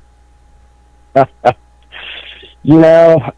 couldn't even begin to count. I've never really even tried. When I started, I hit the ground running with 4 nights a week, and that continued for several years. Even up until my last year, which was 5 years ago, of being active, I was doing 2 shows a week at a minimum. So I don't know. It's like keeping up with titles I've won and matches I've won. That was never important to me. The important thing was I was getting to do what I wanted to do. And wins, losses, name dropping, all that was never important to me. The fact that I was able to make a living and do what I wanted to do with my life, that's what mattered to me. They always say that you remember your first, and you remember at that point in time your last. Do you remember what the first championship that ever went around your waist was? Yeah, I do. And I was completely undeserving of it, because I had only been, I don't think I had been wrestling maybe 2 months. And they just came in, because I was I'm a big guy, but I was a lot bigger at that promotion than anybody else. And they put, I don't remember what the belt was called. Maybe they called it the Intercontinental belt or something. It was a trophy shop belt. I remember that. But I remember, getting the belt and walking around backstage with it, and everybody laughing at me because they thought I believed I was a real champion. I was just afraid to set it down because I was afraid somebody would steal it and I'd have to pay for it.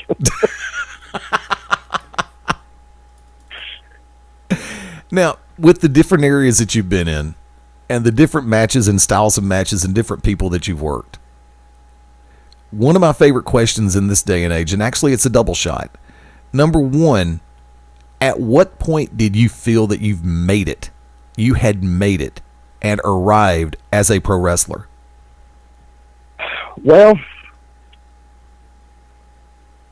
yes, it was, when Ron West, after Continental had shut down, which Ron was very instrumental in me getting in there and, keeping a job, doing jobs, for several years. I've done all kinds of gimmicks there, putting people over, which is part of the business, and I'm very proud of that, what I did there. But when he started getting, helping other shows or putting his own shows together over the years, when he started calling me to not only work all those shows, but he relied on me heavily to bring a lot of the talent that filled up those shows.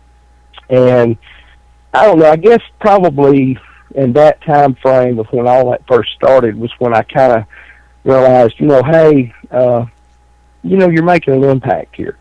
And let me tell you right off the bat, I've never considered myself a great wrestler. But I was good with what I could do. I never did anything I couldn't do. And I knew my place. And that's a lot of guys don't realize that. They don't understand what their place in the business is. And I did from an early get-go. And by doing that, I realized what I could accomplish. And I'm pretty happy with what I got done. The second half of that one is, and I know this is going to be taxing the brain cells. The reason why I say is because with as long of a run and a career that you had in pro wrestling, as far as being in ring, there's going to be matches you remember, matches you forget, matches you try to forget, matches you have to make yourself remember and don't let yourself forget. The reason why I say it like that is if there was one match right off the top of your head. Now, the reason why I'm going to ask this question the way that I do is whether it be for a good reason that you would love to relive a moment because of something that happened during the match and the way everything just fell into place and worked out, or that there was something you might want to do a little bit differently. Can you think of one match right off the top of your head that you'd like to have back? As far as having it back, just for how good it was, just any match really that I had with Terry Gordy. I loved working with Terry. Terry could hit you like a hammer, which when he was getting ready to go to Japan, you better expect that because he was, tightening that style back up. And I love that. I didn't mind getting hit as long as the guy didn't mind getting hit back. And me and Terry I don't think I ever had a bad match with him. Now, we had some that were not great, but none that were ever really bad. I just always look forward to working with him. And I miss him. I really miss him. If I could have one more opportunity to be in the ring with Terry, that would be the most ultimate thing to me. You just answered, I think you might have just answered my next question, but in-ring days back in play, phone rings, promoter that you know very well is on the other end of the line, or a brand new promoter, and they're saying, I want to bring in Jack Lord to work, fill in the blank, and you know it's going to be a good night with that name filling in the blank. Well, that, of course, would be Terry. I always liked working, though, with Junkyard Dog. He was a totally different style. Dog didn't like to do a lot of stuff. It was more storytelling with him, which was great. And I actually enjoyed, I'd have to rank right up there as working with Austin Idol. Austin was so easy to work with. And he was so good at storytelling in that ring that it made the matches so easy. The complete contrast between him and Terry is the level of intensity in the ring, but it was so much fun. All those guys were just so much fun. And, of course, Bob Armstrong, I'd have to throw Bob in there, too. always loved working with Bob. He was one of the, he would always be surprised when I would call for chops because nobody wanted those chops, but I liked them.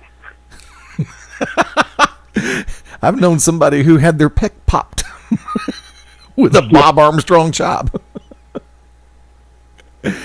Yeah, because there were times when Bob, I think Bob went for the gunshot effect and still does to this day. Because working with Bob every once in a while, you get a chance and he will lay one in and it will sound like double-aught buckshot going off. The secret to taking a Bob Armstrong chop is make sure you have shaved your chest beforehand. Because if that hand gets caught up in chest hairs, it's like it stays there for a month.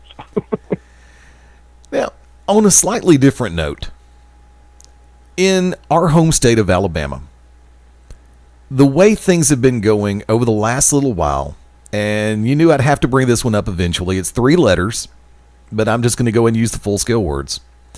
And I say this, you know, knowing Brandon Owens and having had a number of conversations with him, all good. When a governing body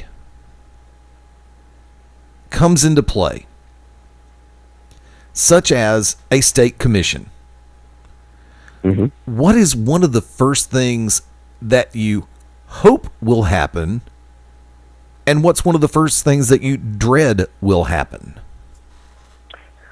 Well, the hope for me when they first, I first heard they were coming in was that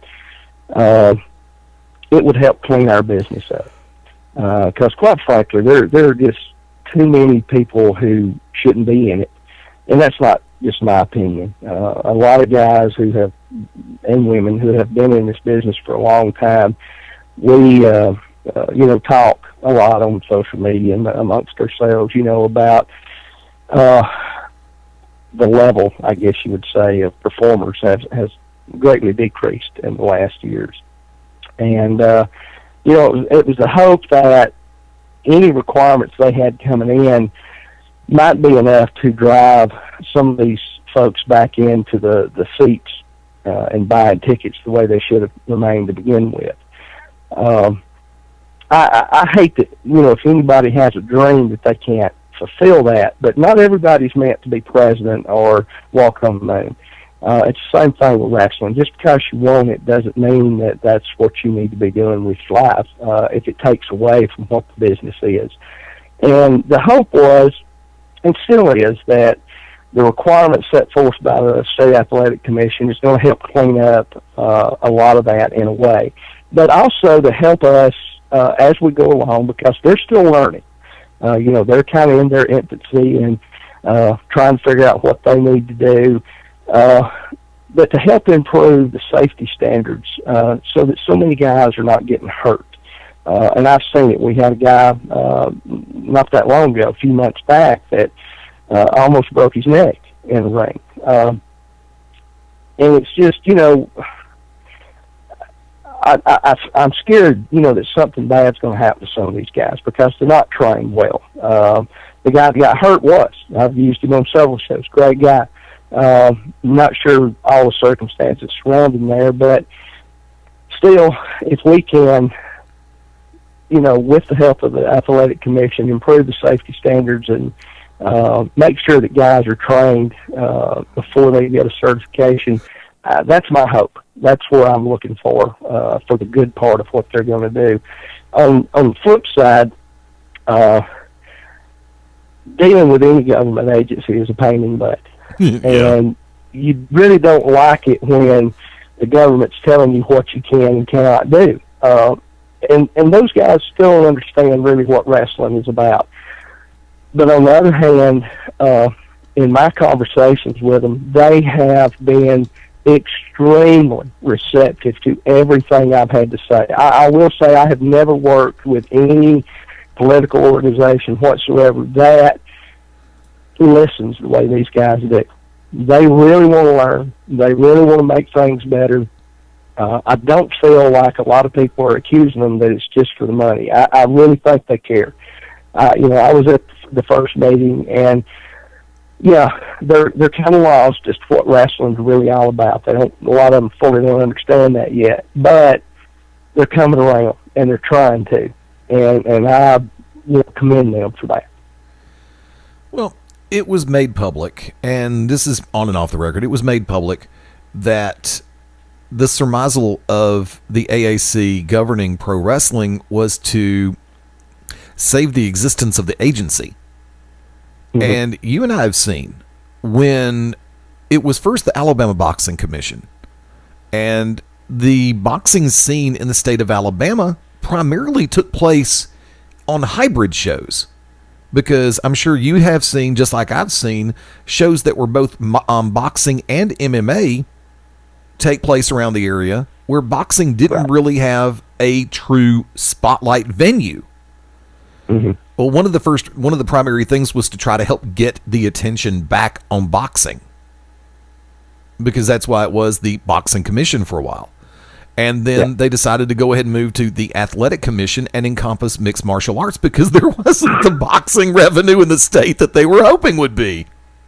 Right. Excuse me, that cough button.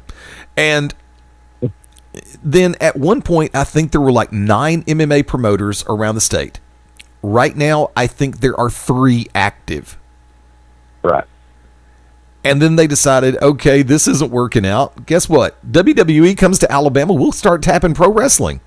And they forgot the fact that WWE maybe comes to Alabama twice a year, and that includes trips to Birmingham, Huntsville, Mobile, and Montgomery. Right. I think once they'll go to Tuscaloosa, they may go to Tuscaloosa once every 3 years. And other than that, it's the independents. I hate to use that term. It's a more localized or regional scene here in Alabama. And I think, what was it? At one point, you and we did a count, and there were 11 promoters actively working the state of Alabama about a year ago, Jack, wasn't it? Yeah, I believe that's right. And now there are 5, with one of them just now coming back, and you said that Legacy's about to kick off also? Yep. Yeah, there's just not many left. But they're still out there. That was one thing during the commission meeting that they were kind of surprised over, that they thought that every wrestling show that ran drew like WWE does. No. That we ran civic centers and things like that. And of course, Dan Sawyer was at the meeting too, and that's what we were pointing out. Dan runs a very successful promotion, and that he doesn't pack the civic center at Birmingham. I can't do it. We run smaller arenas. We draw respectable crowds. We have family-oriented type shows. But we don't draw the kind of revenue that's going to keep their doors open. And I think you're right. That was a great part of their intent. Now, talking with them down there, their concern, too, was that there had been folks injured in the ring. Right. And, complaints had filtered through, the political system. And this was a reaction to that, too. So it wasn't totally, hey, we just want to make extra money. There was, hey, we can make extra money here, but something's going on and people are getting hurt, and we can't have that. Which agree with, politics jumping in on you doing what you want to do or not. That's kind of irrelevant, because they're here, and no matter amount of complaining is going to make them go away. There's a little movement going on about trying to petition and, get them removed. And I've told those folks involved, hey, if that's what you feel, go for it. Give it a shot. This is what America's all about. If you don't like something, respectfully lodge some protests out there. True. Let's see, one of the main things that I was hoping for, and this is something they do with MMA and boxing, and this is something that I'm very strongly in favor of, and it's the concept and the reality of blood testing. Not necessarily drug testing, but blood testing. Right. Hepatitis, HIV, other communicable diseases, because that's something that we've needed in this state for a while. And it doesn't matter we're talking about traditional wrestling as well as the other various forms of professional wrestling that take place. Because if you're working a true program. When you get to, and kind of pulling back the curtain for a hot second, when you're getting to the payoff match, the blow-off match, however you want to phrase it, chances are somebody's going to go color, somebody's going to bleed. Well, if there's going to be blood inside of that ring, guess what? I'd like to know that the person on the other side of the ring who is either going to be around me when I'm bleeding or the one who's doing the bleeding is safe to be around. Right. Because we've heard of cases where different workers have or wrestlers have contracted Hep A, Hep B, Hep C, or some other communicable disease from working a match that's gone color. And well, I can remember back in the late 80s where that started becoming kind of, out in public, and you were more aware of it. And I pretty much, I did. I started a policy of, hey, I won't get in the ring with anybody that's going to get color and work with them. I'm just not going to do it because I know where I've been. I don't know where they've been. Right. I don't know what they could have contracted, and shared with me. I'm not taking a chance. I always tell promoters, look, if the match at some point is going to require me or require somebody to have color, I'll do it. Because I know where I've been, and I know I'm safe, but I won't be in there with anybody else. And I did that. Throughout my entire career, I never got in the ring with anybody. I actually walked out of the match one time because I said that right up front, and right off the bat, the guy started getting color. I just quit. I left. I walked out of the ring. Maybe not professional, but I got my point across, too, because it never happened again. There you go. Can you hang with us through the break? Do what? Can you hang through the commercial break? Sure. Tell you what, folks, we're gonna go. We're gonna take a quick 5, and we'll be back on Beyond Ringside, back to basics with the Bomber Jack Lord, right here on the Beyond Ringside Radio Network. Stay tuned. Hello, everybody. This is Dirty Dutch Mantell, and you're locked into Beyond Ringside. You know that the ice cream scoop can make a child smile, and that by slowing us down, the traffic light can keep us going. You know that the lawnmower makes life easier, that the blood bank makes life possible. But did you know all these ideas came from the minds of African Americans? Support the United Negro College Fund, because a mind is a terrible thing to waste. Visit uncf.org or call 1-800-332-UNCF. Brought to you by UNCF and the Ad Council. Hey guys, this is Christy Ritchie, and you're locked in to Beyond Ringside. Ranger Station, Ranger speaking. Hi, I'd like to report a bear sighting, as in Smokey Bear. Continue. I was burning yard waste. He told me to remember that if it's too hot to touch, it's too hot to leave. You know, 9 out of 10 wildfires are caused by humans. That means 9 out of 10 wildfires can be prevented. I know that now. As usual, the talking bear gets all the credit. Always burn responsibly and contact your local fire department for open burning regulations. Brought to you by the U.S. Forest Service, your state forester, and the Ad Council. Learn more at SmokeyBear.com. Only you can prevent wildfires. You have tuned in and are now live listening to the 3-time NWA Heavyweight Champion of the World, Scrap Iron Adam Pearce. And just like you, I am also locked in. And, brother, we are Beyond Ringside. Confusion ever someone or have sudden... Have you ever had sudden confusion, trouble speaking, or understanding someone? It could be one of the 5 signs of stroke. Sudden weakness or numbness of the face, arm, or leg. Sudden trouble with vision in one or both eyes. Suddenly having trouble walking or difficulty with balance. Or a sudden intense headache that comes out of nowhere. Don't wait. Call 911 immediately. Time lost is brain lost. Find out more at powertoendstroke.org. Brought to you by the American Heart Association, American Stroke Association, and the Ad Council. Yo, what's up? This Coolio with the Flow, a.k.a. the Ghetto Gourmet, and you locked in to Beyond Ringside. Ding, ding. Hi, I'm Charlie. I fight fires, and I save lives. My name's Renee. I'm a cardiologist. I save lives. My name's Anthony. I'm an EMT. I save lives. You don't have to be a professional to save a life. Firefighters, doctors, and others save lives. You can too. Don't wait. To learn more about the warning signs and how you can help prevent suicide, visit save.org. In a crisis, call the National Suicide Prevention Lifeline at 1-800-273-TALK.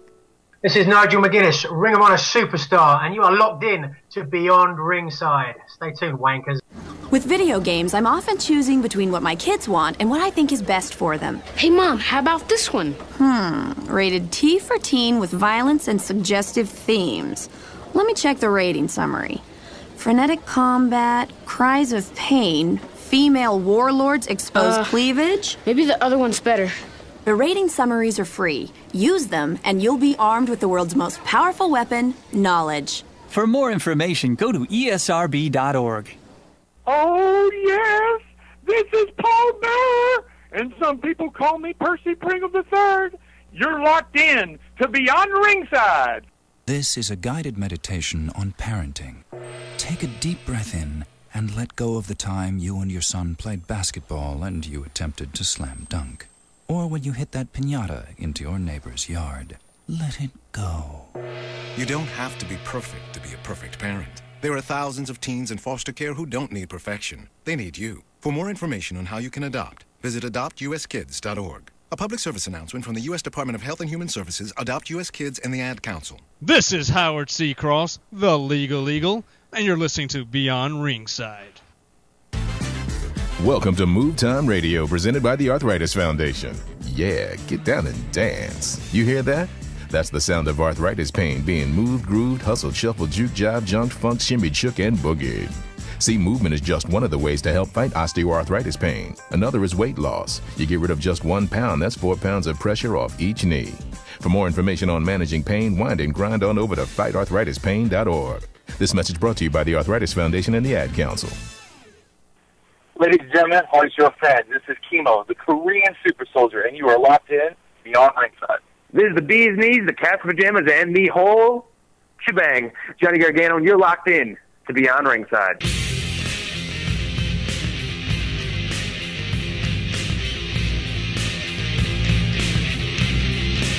Coming back live on this Tuesday night. Welcome to Beyond Ringside, Back to Basics, the Tuesday night conversation.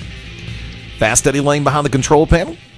Want to remind everybody, Thursday nights, great night to be here on the Beyond Ringside Radio Network, 7 p.m. Central. Cause and Effect present the Thursday Night Throwdown. And at 9 o'clock, Global Championship Wrestling's GCW Radio goes live. And of course, on Saturday, 10 a.m. Central, 11 o'clock Eastern. The Saturday Showcase. Yours truly, Robert Cosper and the Hitman BDC Ryan Adcock on Saturday mornings. And Beyond Ringside Live, Sundays, 6:30 Eastern, 5:30 p.m. Central. Being rejoined by the Bomber Jack Lord on this Tuesday night. We were talking about the Take 6. Totally unrelated to the boy band Take 5. Or whatever it was. I don't remember. I don't keep track of boy bands. I just figured I'd throw that one out there. We're making a reference to the Athletic Commission. And I was making a reference to the blood tests. And one of the reasons why I was really in favor and still am in favor of that, because, and we talked about it off air, noting what happened with Impact a couple of years back when Ric Flair and Hulk Hogan were bleeding at the drop of a hat because WWE went TV PG and Impact went the complete total polar opposite, where it's like they drop blood faster than I'd kill a 20-ounce Coke. And noting the promiscuity of both of those gentlemen. Okay, alleged promiscuity. Allegedly. I would personally be a little bit worried about working a match with them. I don't know about you, Jack. Yeah, I would be more than a little afraid to get in there with either one of them. In this day and age, noting where we both came from, in this day and age, do kids coming up in pro wrestling genuinely understand the word respect? No, and I'm going to say something here that a lot of people aren't going to like hearing, but that's our fault. The people who have allowed them in, these supposed veteran guys, we haven't been doing our job as a whole. It's something that I always pushed on the guys that I have either trained or helped bring up in the business. But I am also guilty of being in locker rooms and ignoring it, putting it to the side. I mean, it's hard for me to go in a locker room and not take charge. You know what I mean? And to me, that's a respect thing for the booker that's there and the promoter. if they ask me to, I'll be more than happy to rip a few, what's open.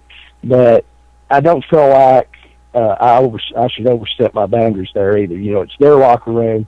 If they're willing to put up with disrespectful people on their show, it wasn't my place. And I guess looking back, I was probably wrong about that. I probably would have got myself uninvited to attend a lot of those shows over time, but maybe I would have got a point across too. So, I feel I bear as much responsibility in that as anybody else does. But our generation, we're also still involved. And we're still in the position to, I don't want to say smack a few heads, but, if that's what it takes. But we need to start teaching respect. And we need to start teaching what the business of wrestling really is. And it's not about winning belts and going out there and putting every spot you can think of in a match. It has nothing to do with that. Wrestling is a business. It's about putting butts in seats. And if what you're doing is not doing that, then you're wrong. You're not respecting yourself. You're not respecting, most importantly, you're not respecting the fans. And respect among ourselves is pretty much at an all-time low. I had a disagreement with a guy online the other night, but I don't think at any point we were disrespectful to each other. I respect what he does. He doesn't agree with my opinion on something. I don't agree with his. But I think the world of him. And I hope that showed in the debate we had. Because I saw it more as a debate than an argument. But anyway, it is sort of like it. It is sort of like it. And it's something that has to be brought back. Because if it's left the way it is, wrestling's not going to survive. Not in any form. Coming back to you personally, how many different areas of the country have you worked in? Well, primarily in the Southeast, up through the Carolinas as far as Texas. And but I also, when I was, putting shows together, I took shows to upstate New York and California. And, I've been around a little bit. So, it's been a nice life. How have the fans changed over the years? Well, they understand a lot of the times what the business is about more than the boys in the ring, unfortunately. And that is a sad part of the business that really gets to me. But they're still out there. The real fans are still out there. I hear from them all the time. I hear, hey, I wished it was what it used to be. Well, I do too, but I don't know that it can ever be what it used to be, but I think we can bring a medium of that back in some aspect. Like I mentioned before, Dan and GCW, I think they do a great job. They're not totally old school. They brings in a lot of young guys and smaller guys and does stuff, and it's an exciting show. It is. There's some friends of mine that run a little show over in Hansel, Alabama, and it's more kind of an older school type show in a way, but with a lot of green talent over there that they got potential, but they're trying. And that's what with, if we can get things worked out to bring back our legacy promotion, one of the guys that's going to be heavily involved in it is Ron West's son, Brent. Nice. And Brent has worked extensively, with wrestling since he was like 12, 13 years old. So he knows his business. He knows, what to do and what not to do. He's a great promoter. And that's the emphasis of what we're wanting to do is to bring back, I don't want to say old school. I just want to, wrestling. Everything always comes back to wrestling. That's what Ron West always told me. It didn't matter how many giants and midgets and women and high spots and all that. Sooner or later, a show has to come back to basic wrestling and storytelling. And that's what we're wanting to do. We're wanting to teach that again, and it's not being taught very much anymore. I think we can do that. We can help some people. We're not interested in starting a a territory. We're going to have one show in one place, and that's where we're going to run, and that's it, because we're both too old to travel. So. You make a reference to the women. Yeah. From what you have personally seen, take the national promotions take the nationally televised promotions off the equation. Based on what you have seen, do you think that women's wrestling has come further, or moved forward, or moved backwards? Oh, definitely, they've moved backwards. It's all TNA. It's there's no real, to me, athletic ability being shown out there. You know, you've got women that Tasha Simone, and you've got Pandora, and you've got, of course, my favorite of all time, Bambi. Those girls can work rings around any woman on a national level right now, in my opinion. But they don't have what those promoters at that level consider the look, and so they're not getting the opportunities, which is a shame. But there's a lot of men that are out here on the independent level that could blow away a Randy Orton or anybody else they got in the ring with, but they're never going to be given the opportunity because they don't fit the mold that everybody's looking for anymore, and that's a shame. But especially the women. I think the women get treated worse right now in the business than at any point in time that I can remember. Tag team wrestling. An intricate art form, as I have always called it. Because whereas standard one-on-one matches do, with the right people in the ring, do a great job of telling a story and building the psychology and riding the roller coaster, tag team wrestling makes it doubly interesting, at the same time doubly difficult, because you've got 4 combustible elements in play. And before I go any further on that one, I want to add in, because something I saw on your Facebook, let's make it 5 combustible elements, because you have to have the right referee to call a tag team match. True? Very true. When it comes to refereeing, which I'm pretty sure you and I have both done, what is one thing in particular that you would just like to take a sledgehammer, no relation to Triple H, but take a sledgehammer and pop a bad ref upside the head for? Well, there's lots of things, but not understanding what your role is. A real referee, you know, he's not there to take up space, and he's not there just to break up holes or whatever. He's there. He should be knowledgeable enough and know what's going on to where he can say, "Hey guys, this is looking like crap. You need to do something different. You know, the crowd's not reacting to what you're doing. You know, try this." You know, he also is there. You know, if a guy forgets, you know, he can help him remember where he's supposed to be at. If you call matches like that, I never could, but a lot of guys do. It takes 3 men in that ring. If you've got a one-on-one match, it takes 3 men in that ring to make that match really successful, and that includes that referee. He is every bit as important as either guy wearing spandex. And you multiply that with the tag team, it's no different. He has to know where he's supposed to be, when he's supposed to be there, and he's supposed to help get that over. He shouldn't just be in there taking up space. And that's what a majority of the guys are doing. Again, though, I don't blame them nowadays. I blame the people that are training. You go to GCW, their referees know what they're doing because they're taught well. You go to that little show in Hansel I was talking about, they got some great referees there because they were taught. You come to my show, I'm hoping you're going to see referees that knows what they're doing, or else they're not going to be in the ring, not very long. But referees, to me, are just as important as any of the guys, and sometimes more so, because a good referee can help a couple of green guys get through a decent match. But if they're left out there on their own with a referee that doesn't know what's going on, that's a lost cause.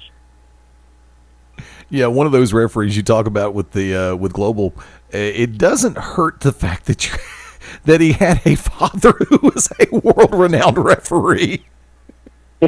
I'm talking about Jeff McGowan, the son of the legendary Scrappy McGowan. Right. Jeff's great. Jeff's good people all the way across the board. And anytime I get a chance to work with Scrappy, it's just like, I just got one 3-letter word, pop. I do believe that is also referred to as a mark out moment. But because, I mean, when you get a chance to make, and I'm sure that when you were making your foray, when you were first really getting in, and you're seeing a lot of the guys that you've followed not only at the venues and the arena shows, but also on television, you get a chance to work with these guys. There's a certain amount of, holy crap, I'm actually in here with this person. How many times did you actually, you get that feeling, right? Oh, yeah. The first time I worked with Terry Gordy, because Terry was one of the few guys that I really idolized. And I don't remember the match. But I remember afterwards being sick to my stomach because I was so nervous about having been in there with him. And it was almost, I was kind of in a stunned nature first time I worked Mr. Wrestling #2, who was the first big name guy I ever worked. And I remember thinking, I've screwed everything up. I've done everything wrong. And when the match was over with and he walked back to the dressing room, and all he said was, "See you next week, kids." Okay. Made everything great. But a lot of those guys that I grew up, watching, and it could be a little nerve-wracking the first time. But after those two, I kind of calmed down because I realized also that, hey, these guys are super talented. They're great at what they do, but they're human beings just like I am. And we're all in this together. So it was, it's great after that. I saw a link to a video of you and Terry in a match. Yeah. When you see matches that you were involved in start surfacing on YouTube and the video sharing sites, what's the first thing that pops into your head? I'm just kind of, I don't know. I'm still kind of at a disbelief, a lot of times that, I get friend requests all the time on Facebook of people that, hey, I grew up watching you, and you were my favorite wrestler when I was young. And that's very humbling to me. Because really, when it's all said and done, that's what any wrestler wants, is we want to make a difference. We want to be remembered. Vast majority of us are not going to be in the Hall of Fame. We're not going to be in the Pro Wrestling Museum. We're just going to apply our craft for the time we're able to and hope that along the way we've made somebody happy and made a difference in somebody's life. And when you get those little bits and pieces here and there, and people are putting videos up that they have of you or sending you, those messages or emails or whatever, or I was in a dentist's office with my daughter here not long ago, and a woman wanted a picture made with her son. She grew up being a fan. Those little things really mean as much to me as anything that could happen. I'm really humbled and appreciative of that. Let me ask you, Mount Rushmore professional wrestling for Jack Lord, who would that be? Well, Bob Armstrong, Ronnie West, who I felt was the greatest referee that ever put on a shirt, Louis Tillay, who was really the guy that trained me. Louis was, big time. He was booker in Florida and several other places, and world's junior champion in the 50s when it really meant something. And Louis was a great guy, and really, really took me under his wing. A green kid that had no business being in the ring with somebody like him, but he liked me and he saw potential. And there's just so many. Terry Gordy to me, probably the greatest big man that ever stepped foot in the ring. Junkyard Dog, who was not a great wrestler, but one of the greatest entertainers that I have ever seen.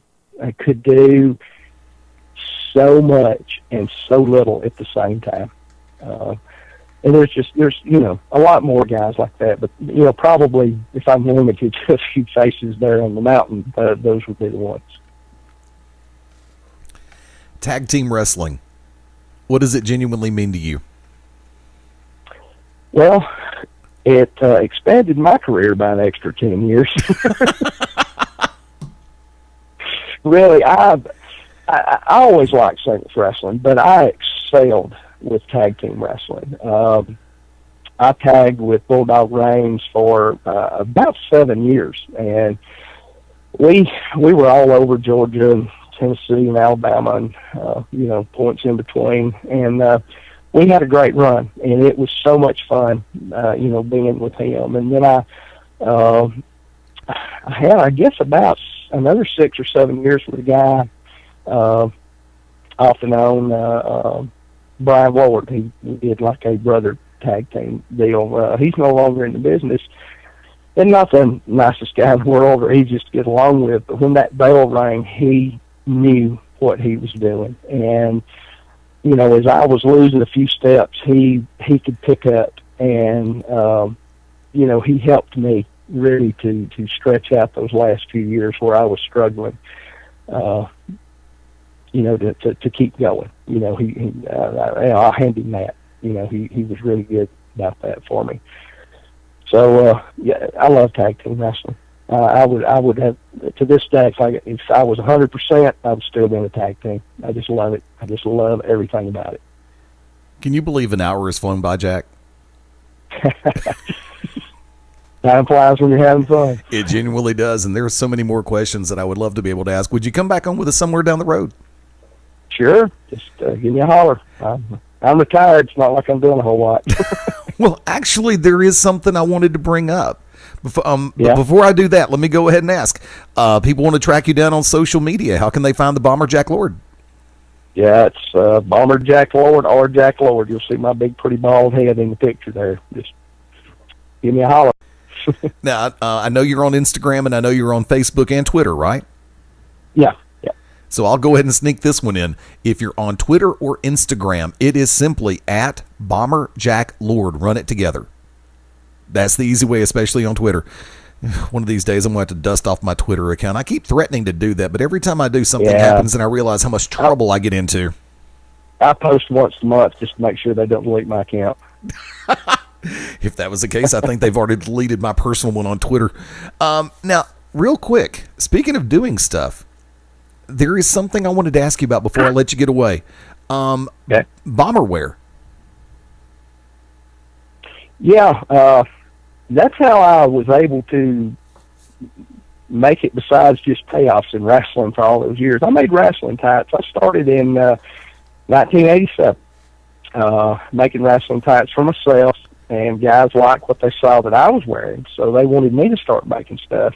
Now, back then, K&H Wrestling Wear out of, I think, Ohio, Carl and Hildegard, was the only place you could get. Quality was outstanding. Price was through the roof. Of course. And I could make what they made for half the price and still make money at it. And so for years and years and years, that's what I did. I made tights for Junkyard Dog. I made for a lot of big man guys, and of course I didn't care who you were. If you wanted tights and you could afford them, I'd make them. And about 5 years ago, when I started having my health issues and had to retire and everything with my knee replacements and all that, but I quit and stepped back and didn't do anything. And I have just had a ton of people over the last few months contacting me again. So I've gone back into business. And I'm pretty limited. If you're not nice, I'm not going to make them for you. So I can be a little more selective nowadays. But yeah, hit me up on the through the Facebook, and if anybody's interested in anything, and I can hook you up. I can either do it for you, or I can reference you to somebody that can do what I can't do. So Bomberware is alive and well. Bomberware is, we're kind of maybe on a little life support at the moment, but yeah, we're back. Well, tell you what, we'll help. If you're serious about if you're going to be able to take it back up on a semi-full-time basis, or for whatever you're comfortable doing, we'll definitely start putting the word out and help people send them in your direction. Well, I appreciate it. Hey, can I get a plug right before I go, though? Yeah, go ahead. Dude, be shameless. The Ted Allen Memorial Show is coming up on February 8th, just in a few weeks, in Villa Rica. And this will be the last Nightmare to Remember show. and there is going to be a multitude of old-time wrestling stars that are going to be there. They're even advertising me, so that tells you that they're getting everybody. But it is probably one of the most entertaining nights, not only for fans, but for me especially, getting in the back with all those folks. It's like a reunion, and it is just an awesome night. It's a great card put together. It's for a worthy cause. The money goes towards the Sunshine Fund for the Mobile Wrestlers Reunion that occurs in March of every year. And those monies help older wrestlers that are unable to afford to be able to make the reunions. They help pay for their trips. So it's a great cause. It's a great night. It's a great show, and I hope anybody that it's worth the drive. It's worth the drive. And you said it's on what day? February the 8th, I believe. I have a feeling I need to get in touch with the Jailhouse Rocker, right? Yes. Okay, because it's time. Yeah, I need to get Terry back in here real quick, because Terry's actually come on with us every year before Nightmare to Remember. Yeah. Terry and Todd Howard are the guys who head it up, and they do a fantastic job. Yeah, I've always heard good things coming out of Nightmare to Remember, and I'd completely and totally slept it. Thank you for bringing that one up. And for the record, you do not have to ask me if you can get a shameless plug in. You forget who you're talking to. I'm the oracle of shameless self-promotion. If you've got something, that's why I throw you the bomber wearing the other stuff. It's like, dude, be shameless, plug it. Mention it. I appreciate that. Mention it, promote it, all you want to. That's what this show is here for. But yeah, I'll definitely get in touch with Terry, and we'll definitely get him on here. Jack, thank you, first off, for taking the time to come on tonight, and second, thank you for being so generous with your time. It is appreciated. Love to have you come back on somewhere down the road. Hey, just give me a holler, man. Be happy to. And I'm really surprised that Brooks Logan didn't find a way to call in. I know. I'm just disappointed that he can't remember how to dial the numbers. You know how he is. Yeah, he takes a little time away from Beyond Ringside, and he just forgets all about us over here. I know. We'll razz him on Facebook. I guarantee you that. Jack, thank you again. Ladies and gentlemen, the one, the only, the bomber, Jack Lord, has just gone Beyond Ringside on the Tuesday Night Conversation. Hang with us. We're going to go away for 5, and we'll be back in 5 to put a wrap on it all right here on the Beyond Ringside Radio Network. This is Bad Brad Armstrong, part of the famous Armstrong family of professional wrestling, and you're locked in to Beyond Ringside. Psst, hey, I'm down here at your feet. Wait, you're a basketball. Yes, the basketball. The kids left me here a long time ago. Man, I miss flying through the air and hearing those shouts of joy. Could you give me a little air and remind the kids of how fun I still am? Okay. Great, let's get bouncing. As Native American parents and caregivers, our encouragement to healthy lifestyles for our kids is helping them get outside and play. Get ideas, get involved, get going at letsmove.gov/Indian Country. Brought to you by USDA, HHS, and the Ad Council. Hey, this is Marcus Buff Bagwell, and guess what? I'm buff, I'm the stuff, and the girls can't get enough, and you are locked in to Beyond Ringside. Check it out. Arr! We be under attack. Man the long nine. Arr! Prepare to be boarded. Flagship starboard bow. What? No, not by the enemy flagship. By garbage. Me beautiful ocean be full of it these days. Many of folk don't know that when they throw their trash on the ground, it eventually makes its way into the ocean. So lend us a hand by always recycling and disposing of your trash properly. And learn more what you can do to keep the ocean healthy at keepoceansclean.org. Brought to you by the Keep Oceans Clean Alliance and the Ad Council. Greetings, grappling fans. I don't know if you know this. I don't know if you noticed, but I am the most heart-stopping, jaw-dropping, eye-popping, high-flying, death-defying, awe-inspiring wrestler in the world today. Chasing the gift, Kincaid, and you are locked in to Beyond Ringside Radio. Hi, I'm Joe Perry. And Steven Tyler from Aerosmith, here for RAD, recording artists, actors, and athletes against drunk driving. Yeah, you know we love it when the music does the talking. And you know, the music stops when someone gets killed. So never let someone you know get behind the wheel if they've been drinking. So keep it real. Friends don't let friends drive drunk. A public service message brought to you by the U.S. Department of Transportation, RAD, the National Association of Broadcasters, and the Ad Council. This is your boy, Miggity Miggity Mabo, and you're locked in to Beyond Ringside. If your walls could talk, what would they say? I have sent children into fits of rage. I am responsible for a child's speech impediment. I am the reason a child can't read.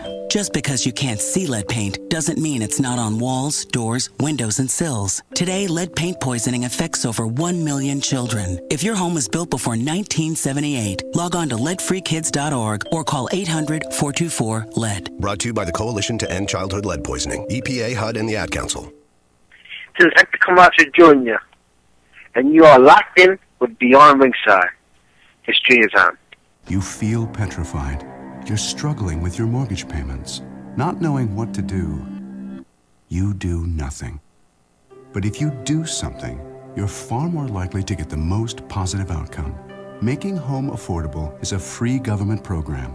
Call 888-995-HOPE to talk one-on-one with a housing expert about your options. Call 888-995-HOPE or visit makinghomeaffordable.gov.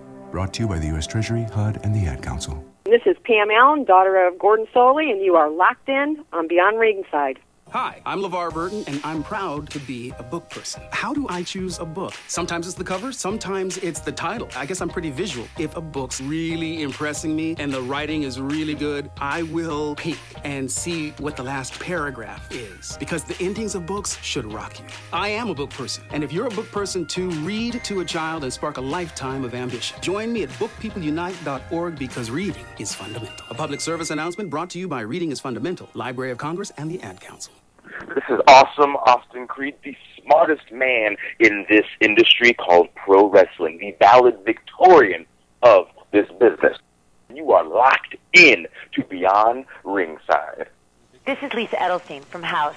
On TV, the good doctors aren't always easy to spot, but it is easy to spot the good that Barasa Ware is doing as a local health worker in Ethiopia. Every day he helps the children of his village survive. When you help local health workers like Barasa, you're one step away from helping children survive all over the world. See where the good goes at goodgoes.org and find out all the ways you can help the good go further. Brought to you by Save the Children and the Ad Council. Hi, this is the Dark Child Chance Prophet, NWA National Heavyweight Champion, and you are locked in to Beyond Ringside.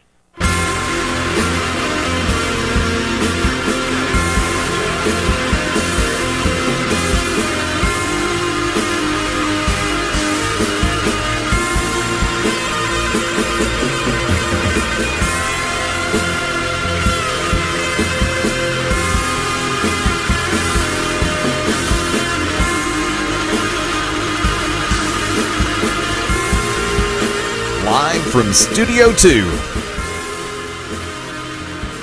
Because the old place I was in, it was Studio 1. This is Studio 2. Beyond Ringside, back to basics. Tuesday night. Glad to have everybody on board. 7 minutes after the 10 o'clock hour Central Time. Got a couple of things I want to take care of real quick. First off, good friends and extended family. The Machine Guff Grayson, celebrating his birthday, Beyond Ringside original from, of course, Generation 1, 2, and 5, I think. Trying to remember how many different incarnations we've had on this show. Sometimes really just drives me up a wall, but that's just me. But longtime friend and colleague, the Machine Guff Grayson, also known as Big Daddy Guff Grayson, celebrating his birthday on the 22nd. Longtime friend and colleague, Mad Dog Dan Sawyer, celebrating his birthday this week. Good friend, longtime friend, Amanda Partridge, celebrating her birthday this weekend on the 26th. And first off, to everybody who has been insinuating that I'm celebrating one over the course of the weekend, I'm celebrating it over the whole damn weekend. So, yeah. Plain and simple. A lot of great things going on. On a personal side, I want to say, of course, this coming Friday night, Buffalo Wild Wings, Alabaster, Alabama, 9 p.m. start time. Going to be kicking things off, taking it till last call. Saturday night, back with Global Championship Wrestling in Pell City, Alabama at the Pell City Civic Center. Doors open at 7 o'clock. Bell time is 7:30 p.m. I can give you the quick rundown. In the main event, Mike Cruz and Francisco Chiazzo taking on Micah Taylor and Spiral. Tracy Taylor will be taking on Calm Like a Bomb Pandora. Luke Gallows taking on Robert Gibson of the Rock and Roll Express. Southeastern Regional title, Wild Thing Will Owens taking on Mad Dog Dan Sawyer. Tag Team Championships on the line, AJ Steele and Corey Chavis versus Mr. O'Hagan and Showtime Shane Fox versus the Unlucky Charms, Damon Christopher and Chris Knox. Xander Stone taking on Clyde Braddock. The Russian War Machine taking on Trevor Eon. Antonio Garza taking on the new sensation Steven Styles. And Aiden Solo taking on Scotty Blaze. Global Championship Wrestling's GCW Radio will broadcast live this coming Thursday night, approximately 9 o'clock p.m., maybe a couple of seconds sooner. You heard Jack make a reference. I'm talking about the Bomber Jack Lord, who was just on with us, making a reference to February the 8th. And it's going to be a nightmare to remember, the final chapter at the Bay Springs Middle School in Villa Rica, Georgia. Legends and special guests include Don Fargo, New Jack, Cowboy Bob, Cowboy Bob Kelly, George South, Mac McMurray, Ben Masters, Sabrina, Randall Brown, Joyce Grable, Hall of Famer, James Bryant, Mike Norris, Jack Lord, Jerry Stubbs, Mr. Olympia will be there, Scott East, Steve Lawler, Fred Avery, Rick Knopf, Wolfman, Charlie Smith, Bobby Simmons, Scrappy McGowan, Doug Summers, Jimmy and Burger Powell, Grizzly Bull Buchanan, including current day stars Josh Storm, Chip Hazard, Todd Howard, the Jailhouse Rocker, Simon Sermon, Jamie Holmes, Roscoe Ray, Frankie Valentine, and so many more. In the main event, Kyle Matthews versus Corey Hollis. Folks, you have got a star-studded lineup. If for our friends in the Peach State of Georgia, in Alabama and Tennessee, Florida, South Carolina, Kentucky, make your way down to Villa Rica, Georgia. They have a deal set up with the Econo Lodge on Highway 61 in Villa Rica. Keep your eyes open. It's got information on Facebook. Once again, for our friends in the southeastern U.S., of course, it is a Ted Allen tribute, Nightmare to Remember. Definitely check it out. If you can make it, love to see you there. Got pro wrestling events taking place all around the country this week. Rockstar Pro Wrestling Wednesday in Dayton, Ohio. Northern Outlaw Wrestling in, Minot, North Dakota. By the way, that was on Friday in Minot. Friday night, NWA Saw in Millersville, Tennessee. Friday night, Alternative Pro Wrestling in Royston, Georgia. Friday night, January 24th, Empire Pro Wrestling in the Bronx, New York on Yates Avenue. Friday, January 24th, Total Hardcore Wrestling in Amarillo, Texas. Friday night, 3TW in Kimberly, Wisconsin. Saturday night, January 25th, Global Championship Wrestling in Pell City, Alabama at the Pell City Civic Center. Saturday night, January the 25th, Last Rites Wrestling at the Silva National Guard Armor in Silva, North Carolina. Also, the 25th, AIWF Mega Pro Wrestling, Scotty Sportatorium, Eleanor, West Virginia. The 25th, AIWF Shockwave. You just heard the Master of Malice, Mark James, talk about this show a little while ago. At the Havelock Rec Center in Havelock, North Carolina, 6 p.m. Local time. Alternative Wrestling Show in Southgate, California. Continental Championship Wrestling taking place Saturday the 25th in Fernandina Beach, Florida. I hope Fernandina. I'll get it right one of these days. Probably not, but I try. Saturday, January 25th, Riot Pro Wrestling, Palm Bay, Florida. Florida's going to be a hotbed. Also this coming Saturday night, January the 25th, Anarchy Wrestling at the Church of Southern Wrestling, you doggone right, 4236 Level Grove Road in Cornelia, Georgia, 8 p.m. start time. Peach State Wrestling Alliance in Carrollton, Georgia on Saturday the 25th. Hillview, Kentucky playing host to Southern Wrestling Entertainment. Good Lord, I am looking at Saturday, January 25th, and I kid you not, there's probably about 70 shows, and I'm not going to be able to run them all down. I want to say a very special thank you to a good friend, Nate Stein, for sending me over a lot of this information. It is definitely appreciated. Also, let me run a couple of these down for Sunday. Sunday, January 26th, Vanguard Wrestling All-Star Alliance in Addison, Illinois. Huma, Louisiana playing host to Elite Championship Wrestling this coming Saturday night. Rochester, New York at the Italian American Community Center. Pier 6 Wrestling. Gordon Soley, miss you on that one, man. Really. On Sunday the 26th, Progress Wrestling at Garage London, 20-22 Highbury Corner, N5 1 Road, London in the UK. You know, we talk about pro wrestling fans, and we talk about being a fan of professional wrestling. And the difference between being riveted to what happens on Monday, Thursday, and Friday and actually getting away from the television set to go check out what's going on live. And just realize Friday, January the 31st, Pro Wrestling Guerrilla returns to Reseda, California. Nice. It's going to be at American Legion Post number 308, 7338 Canby Avenue. Pro Wrestling Guerrilla. For our friends on the West Coast, definitely check it out. Promotion in Arkansas. Have not heard of a promotion in Arkansas for a while. I know Ted Guinness would love to find one up in Idaho, but that's a special shout out to the voice Ted Guinness, at Ted Guinness on Twitter. If you don't know how to spell Guinness, buy a damn beer. It's that simple. Yes, for as many lines as we've ripped off of each other. Also, want to let everybody know in the Northeast, Combat Zone Wrestling, 15th anniversary, and WSU Mutiny. By the way, the WSU Mutiny is a secret show. Shh, don't tell anybody. It's going to be at Flyer Skate Zone in Voorhees, New Jersey. The doubleheader is in play. CZW's 15th anniversary and WSU Mutiny. Be sure to check out czwrestling.com. And yes, Beyond Ringside will be back live this coming Sunday. We're working on the logistics. We've been working on the idea of going live from Buffalo Wild Wings in Trussville, Alabama. And real quick, for our friends in the central Alabama area, if you're looking for a place to catch the Royal Rumble pay-per-view, Buffalo Wild Wings in Trussville, Alabama is the only place that I know of, the only place that we've been made aware of, that is going to be showing the pay-per-view. Definitely check it out. Buffalo Wild Wings in Trussville. Got some great folks up there. Like to say hello to all my friends up in that direction. Looking forward to seeing everybody up there Sunday night. I was hoping to hear from Wicked Nemesis and from Robert Cosper.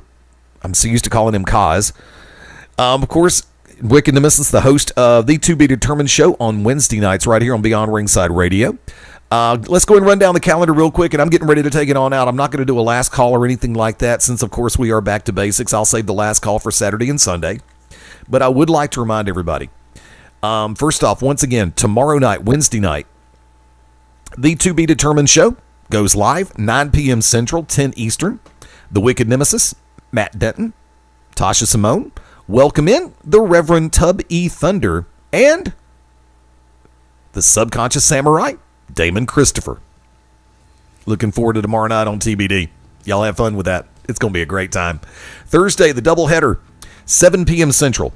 Cause and Effect present the Thursday Night Throwdown. Join Robert Cosper, Stuart Couch, and the whole cast. Hi, Amber. How you doing? Good to see you. As they welcome in very special guest Josephus Brody. 9 p.m. Central, Global Championship Wrestling's GCW Radio returns. Yours truly and Mad Dog Dan Sawyer.